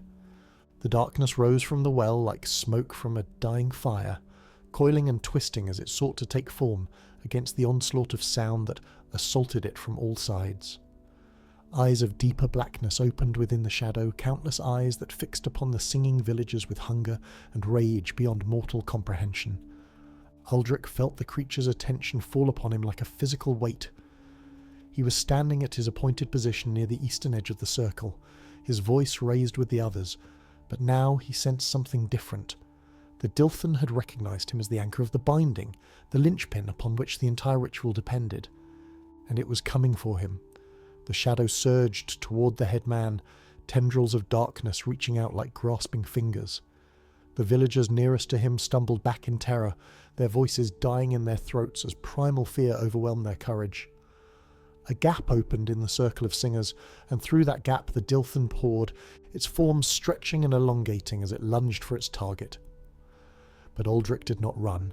He planted his feet firmly on the earth of his homeland, the soil that his fathers had tilled for generations beyond counting, and he opened his mouth and sang. Not the melody that Gandalf had taught him, not the harmonies that the others were weaving around this creature, but something older and simpler. He sang the song his mother had sung to him when he was small and frightened of the dark. He sang the song he had sung to his own children when nightmares troubled their sleep. He sang of love and comfort and the certainty that no matter how dark the night, the dawn would always come. The Dilthan recoiled as though struck. For a single heartbeat, the creature's assault faltered, its reaching tendrils drawing back in confusion. Somewhere within the vast emptiness of its being, something stirred, something that remembered what it had been before the corruption, before the endless hunger, before the silence had become its only companion. The song that Aldrich sang was not powerful in any magical sense.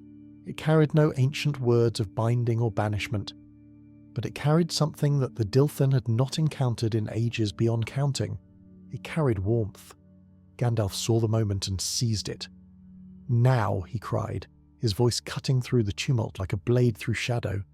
"All together now, as one voice, one heart, one spirit, let the binding take hold." The villagers responded with everything they had left to give. The song that had been building throughout the confrontation reached its crescendo, a wave of sound so vast and so filled with life that it seemed to shake the very foundations of the earth. The harmonies that Gandalf had taught them locked together with the precision of a master craftsman's work, each voice filling its appointed place in the greater whole, creating a structure of pure sound that surrounded the Dilthen on all sides. The creature thrashed and writhed within that cage of melody, its void-like form distorting as it sought to escape. But there was no escape. Everywhere it turned, the song was there, pressing in upon it, filling the silence that was its very essence with vibrations of joy and hope and love. The eyes that had opened within its darkness began to close one by one as the overwhelming tide of life forced it back upon itself. Gandalf stepped forward, his staff blazing with light that rivaled the sun. He spoke the words of binding, ancient syllables that had not been uttered since the Valar themselves walked openly in Middle-earth. The light from his staff shot forth in ribbons of silver and gold, weaving around and through the Dilthan's shrinking form, creating chains of pure radiance that bound the creature more surely than any physical restraint could have done. And still the villagers sang. Their voices were hoarse now, their throats raw from the sustained effort, but not one of them faltered. They had come too far, sacrificed too much to fail at the moment of victory. The children sang with tears streaming down their cheeks. The elderly sang with the last reserves of strength in their aging bodies. The young and the strong sang with voices that would not be denied. The Dilthan began to dissolve. It was not destruction, not in the truest sense. The creature was too old, too fundamental a part of the world's dark places, to be simply unmade. But it was being transformed, its essence scattered and diffused, spread so thin across the fabric of reality that it could never again coalesce into a coherent threat. The silence that had been its weapon was being filled, saturated with sound until there was no room left for the creature to exist within it. As the last fragments of darkness sank back into the well, Gandalf spoke a final word of power. A seal of light formed over the well's opening, runic symbols blazing with silver fire before fading into the stone itself.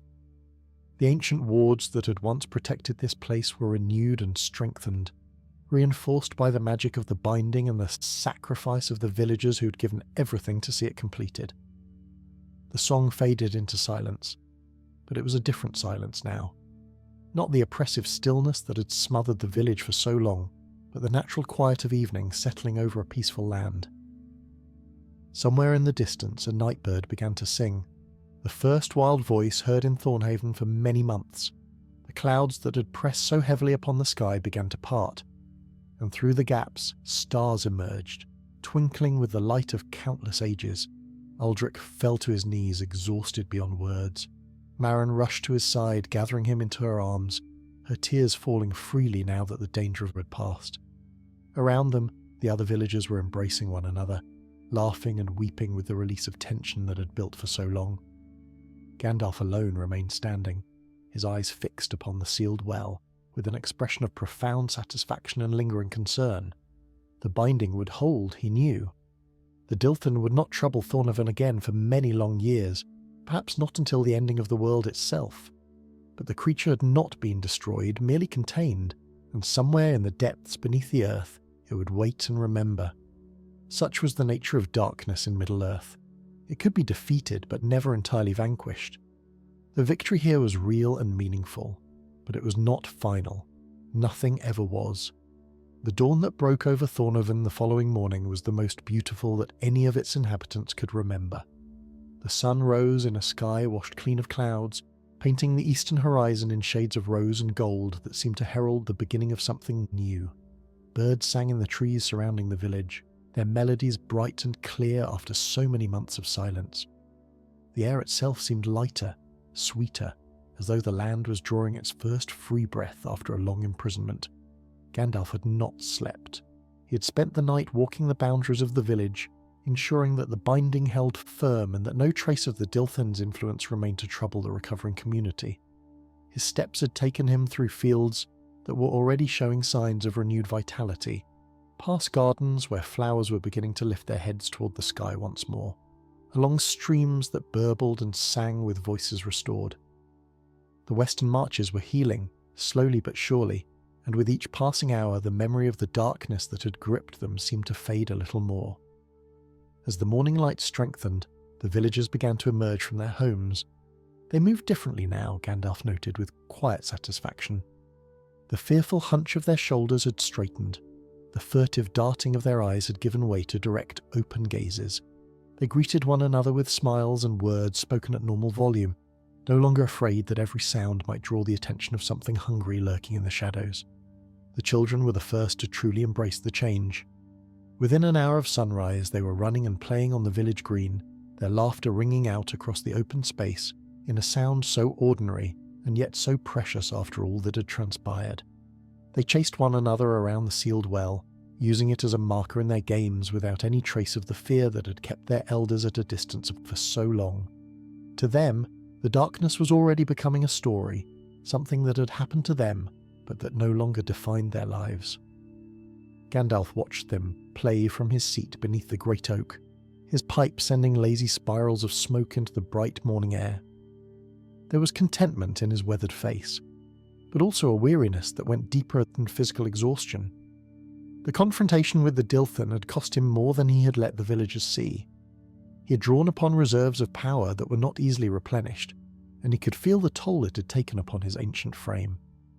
Aldrich approached him as the morning wore on, carrying 2 steaming cups of tea. The headman's face still bore the marks of the ordeal he had endured, dark circles under his eyes and new lines etched around his mouth. But there was a peace about him now that had been absent before, a sense of purpose fulfilled and duty discharged. "I thought you might want this," Aldrich said, offering one of the cups to the wizard. "It is poor repayment for all you have done, but it is all I have to give at the moment." Gandalf accepted the tea with a grateful nod, wrapping his long fingers around. "It is poor repayment for all you have done, but it is all I have to give at the moment." Gandalf accepted the tea with a grateful nod, wrapping his long fingers around the warm cup. "A kindness offered freely is worth more than gold," he said, "and this village has shown me kindness enough to last a lifetime. You have good people here, Aldrich, people worth fighting for." The headman settled himself on the grass beside the wizard, his own tea cradled in his hands. For a long moment neither spoke, content to watch the children at their play and listen to the sounds of a village returning to life. It was Aldrich who finally broke the comfortable silence. "Will it return?" he asked, his voice carefully neutral. "The darkness, I mean? Is this truly the end, or merely a respite?" Gandalf considered the question carefully before answering. "The binding I have placed upon the Dilthan is strong," he said at last.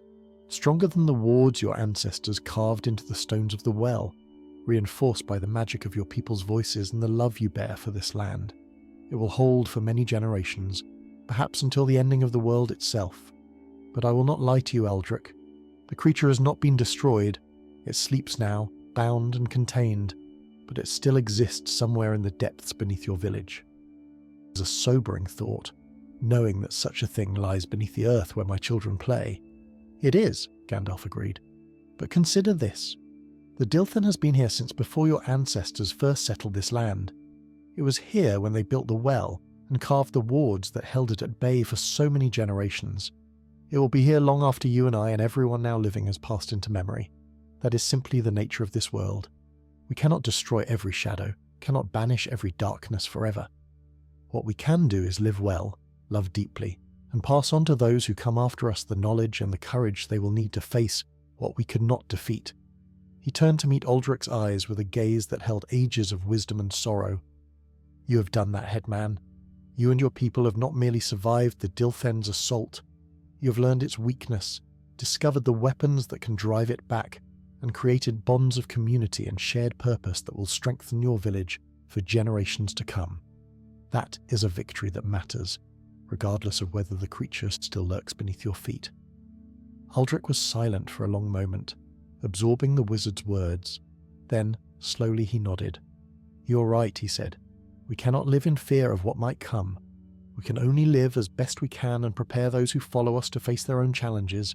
It is all any of us can do, I suppose." "That is wisdom," Gandalf said approvingly. "Guard it well. It will serve you better than any spell or weapon in the days ahead." The morning passed in a flurry of activity as the villagers set about the work of rebuilding their lives. Windows that had been shuttered for months were thrown open to let in the light and air. Gardens that had been neglected were weeded and tended, the healthy plants carefully separated from those that had succumbed to the Dilthen's influence. Meals were prepared and shared communally on the village green, the first such gathering since the darkness had fallen, and a celebration of the community's survival. Gandalf moved among them, offering advice where it was sought and assistance where it was needed. He helped Hilda sort through her grandmother's belongings, salvaging books and papers that contained fragments of the old songs and rituals that had once protected the village. He spent time with the children, teaching them simple melodies that would help them remember the lessons of these past few days. He spoke with the elders, sharing what knowledge he could of the history of these lands and the creatures that had once dwelt here in ages past. But even as he worked alongside the villagers, Gandalf's mind was turning toward other matters. The shadow that grew in the east had not paused in its expansion, while he dealt with the troubles of the western marches.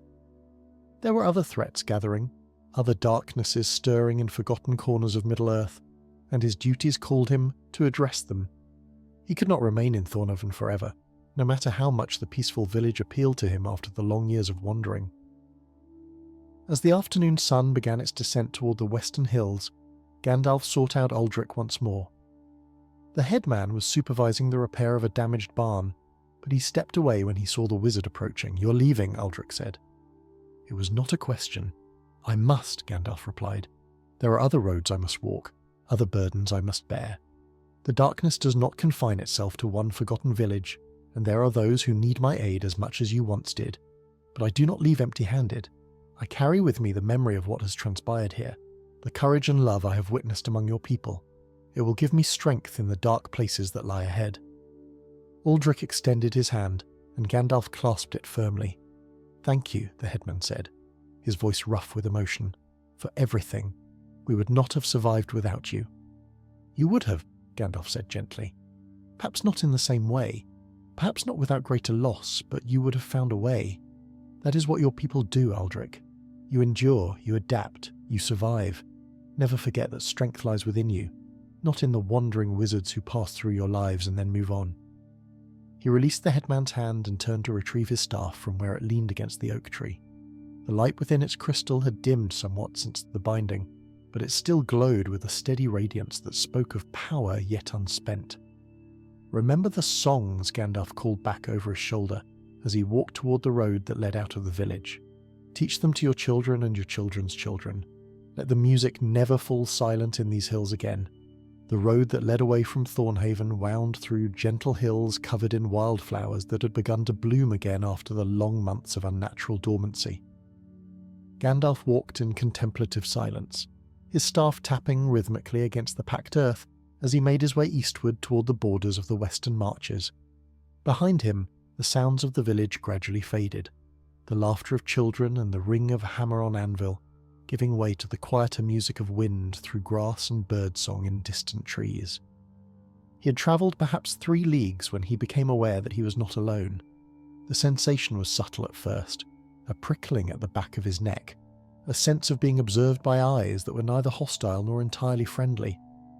Gandalf continued walking without breaking stride, but his senses sharpened, reaching out to probe the landscape around him for the source of this scrutiny. The Watcher revealed itself a few moments later, stepping out from behind a cluster of standing stones that marked an ancient crossroads. It was an elf, tall and slender, with hair the colour of autumn leaves and eyes that held the light of stars reflected in deep water. She wore travelling clothes of green and brown that blended with the surrounding landscape, and a bow of elegant make hung across her back alongside a quiver of white-fletched arrows. "Well met, Mithrandir," she said, using the name by which Gandalf was known among the elven kindred. "I had hoped to find you on this road. Word has reached the Grey Havens of the troubles in these lands, and I was sent to offer what aid I could, but it seems you have resolved the matter without our assistance." Gandalf inclined his head in greeting, a smile touching his weathered features. "Well met indeed, Celebrian. It has been many years since last we spoke. Your timing, as always, is impeccable, though I confess I might have welcomed your bow and your counsel a few days past." The elf fell into step beside him as he resumed his journey, matching his pace with the easy grace of her kind. "I came as swiftly as I could once the reports reached us," she said. "The silence that fell upon these lands was felt even in the havens, a wrongness in the music of the world that troubled the hearts of those sensitive to such things. Lord Círdan was concerned, but other matters demanded his attention, so he sent me to investigate. Tell me what transpired here." And so, as they walked together along the ancient road, Gandalf recounted the tale of Thornhaven and the Dilthan. He spoke of the creature's origins in the darkness before the sun, of its corruption by Morgoth's malice, of the long years it had spent bound beneath the earth, waiting for the chance to feed once more. He described the courage of the villagers who had stood against it, their voices raised in defiance of the silence that sought to consume them. And he told of the binding he'd placed upon the creature, the seal of light and song that would hold it, contained for generations yet to come. Celebrian listened without interruption, her ageless face thoughtful as she absorbed the wizard's words.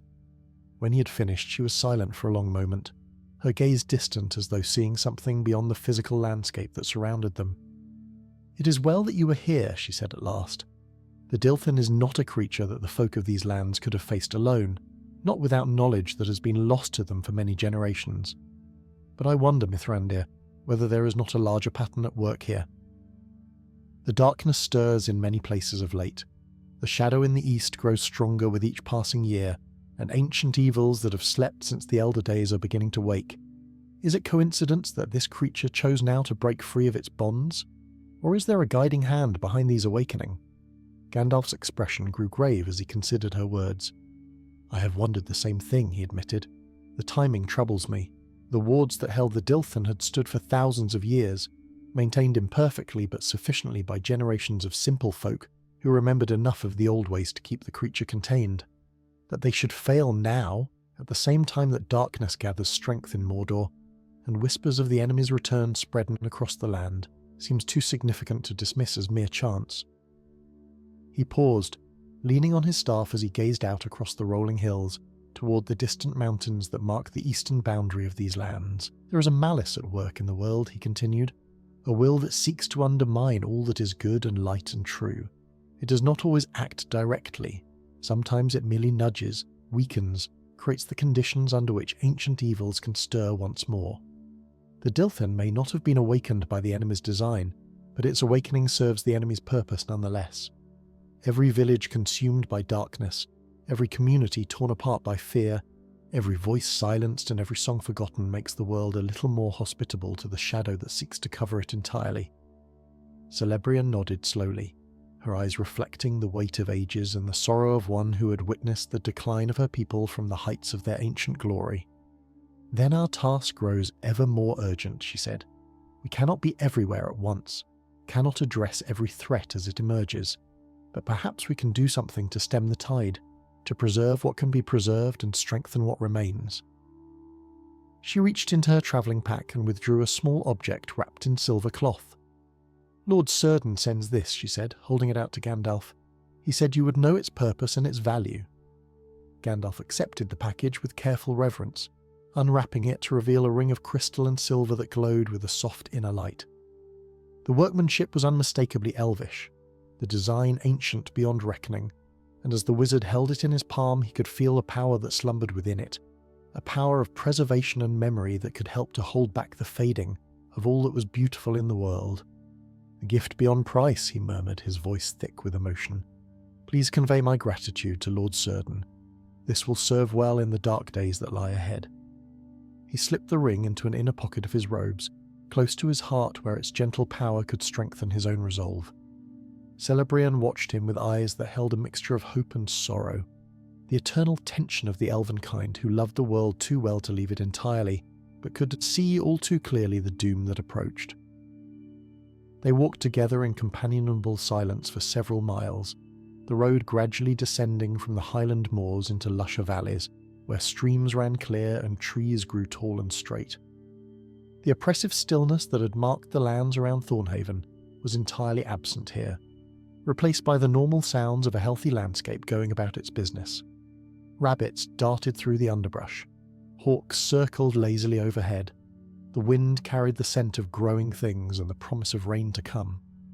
As evening approached and the first stars began to appear in the darkening sky, they came upon a sheltered grove where a spring bubbled up from the earth, forming a pool of crystal-clear water surrounded by smooth stones. It was a natural way station, a place where travellers had rested for countless generations, and by unspoken agreement they made camp there for the night. Gandalf kindled a small fire while Celebrian gathered herbs and roots from the surrounding forest, preparing a simple meal that nonetheless carried the subtle flavours and nourishment of elvish craft. They ate in quiet contemplation, watching the flames dance and listening to the night sounds that surrounded them. "I must return to the Havens," Celebrian said as the meal concluded. "There is much to report and Lord Círdan will want to know all that you have told me. But before I go, I would ask one thing of you, Mithrandir." "Ask," Gandalf replied, his eyes reflecting the firelight. "Do not lose hope," the elf said softly.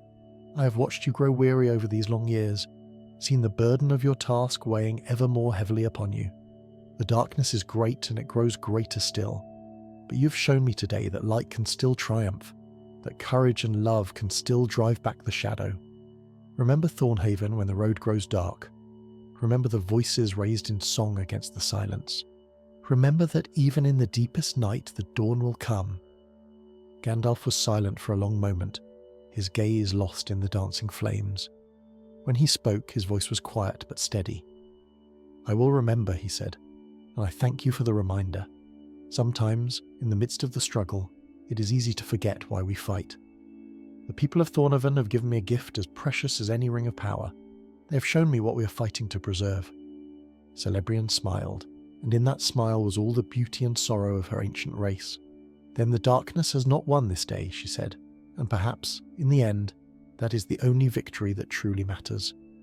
Dawn found Gandalf alone once more, the embers of the night's fire reduced to cold ash, and Celebrian departed on swift feet toward the western sea. The elf had slipped away in the grey hours before sunrise, leaving behind only a single white flower placed carefully upon the stone where she had sat. It was a bloom of Eleanor, the sun-star, and its golden heart seemed to glow with an inner light even as the first rays of morning touched the eastern sky.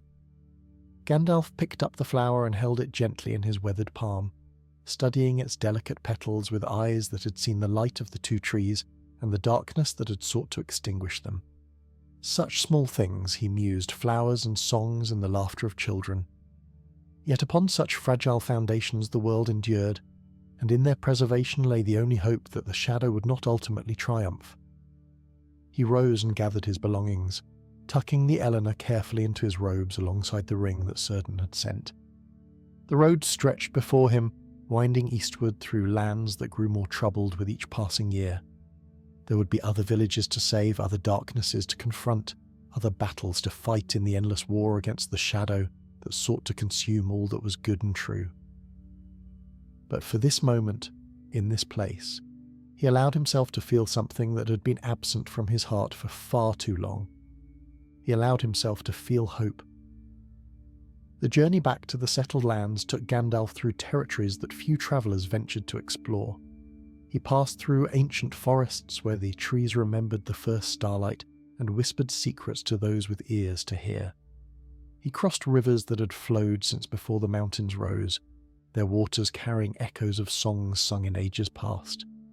He climbed hills from whose summits he could see the distant gleam of the sea in one direction and the dark smudge of mountains in the other, the western edge of the world and the eastern frontier of shadow.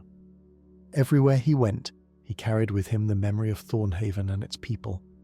Their faces appeared in his thoughts unbidden, Uldric with his quiet courage, Hilda with her silver hair and ancient songs, little Lily with her voice like a bell ringing out against the darkness. They'd given him more than they knew, these simple folk who asked nothing of the world save to be left in peace to tend their gardens and raise their children. They had reminded him why the struggle mattered, why the endless road was worth walking, why hope was not merely a comfort for the weak but a weapon for the strong. As the days passed and the leagues fell away beneath his tireless feet, Gandalf found his spirits lifting despite the weight of all that still lay before him. The shadow in the east had not diminished during his sojourn in the western marches. If anything, it had grown stronger, its tendrils reaching ever further into lands that had long considered themselves safe from its touch. But the shadow had not triumphed either, and while light yet burned in the hearts of the free peoples of Middle-earth, there remained cause for hope. He came at last to the borders of the Shire, that peaceful land where hobbits dwelt in their comfortable holes and concerned themselves with the simple pleasures of food and friendship and the cultivation of the finest pipeweed in all of Middle-earth. Gandalf had not intended to stop here, his road leading him towards Rivendell and the councils of the wise where decisions of great import awaited. But something drew him to linger at the edges of this gentle country, to watch from a distance as its inhabitants went about their daily lives in blissful ignorance of the darkness that gathered beyond their borders. They reminded him of the people of Thornhaven, he realised. Not in their circumstances, for the hobbits had never faced the kind of threat that had consumed the western marches, but in their essential nature, in the simple courage that lay dormant within them, waiting to be called forth when need arose. Gandalf had seen that courage before, in a hobbit named Bilbo, who had accompanied dwarves on an unexpected journey and returned with treasures beyond reckoning. He suspected he would see it again before the end, for the doom that approached would spare no corner of Middle-earth, not even this haven of peace and plenty. But that was a concern for another day. For now he contented himself with watching from afar, letting the tranquillity of the Shire wash over him like a healing balm. He smoked his pipe beneath an ancient oak tree and listened to the distant sounds of hobbit children at play. He watched the smoke rise from comfortable chimneys and smelled the aroma of cooking food carried on the evening breeze. He remembered what it was like to simply be, without the weight of the world pressing upon his shoulders. When at last he turned his feet toward the east and the road that would carry him to Rivendell, Gandalf felt renewed in a way that surprised him.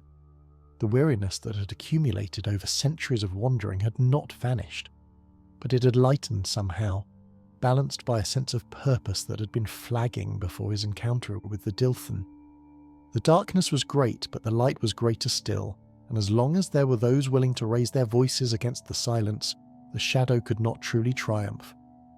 The road rose before him, climbing toward the distant mountains where the last homely house awaited.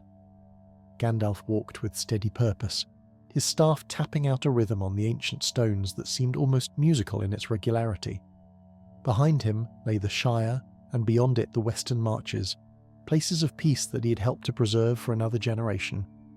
Ahead lay challenges yet unnamed and trials yet unfaced, the endless struggle that was his burden and his privilege to bear. But he did not walk in despair. He carried with him the memory of 40 voices raised in song against an ancient darkness. He carried the image of a headman who had stood firm when terror sought to break him. He carried the sound of a child's laughter ringing out across a village green where silence had reigned for far too long. These were his treasures now, more precious than any ring of power or jewel of ancient making, and they would sustain him through whatever darkness lay ahead. And so it is told in the chronicles of those days that Gandalf the Grey came to the western marches in the time of the Great Silence, and departed again when the silence was broken. The people of Thornhaven remembered him always, passing down from generation to generation the tale of the wizard who had taught them to sing against the shadow. They maintained the old songs that he'd given them, and created new ones of their own, filling their village with music that never again fell entirely silent.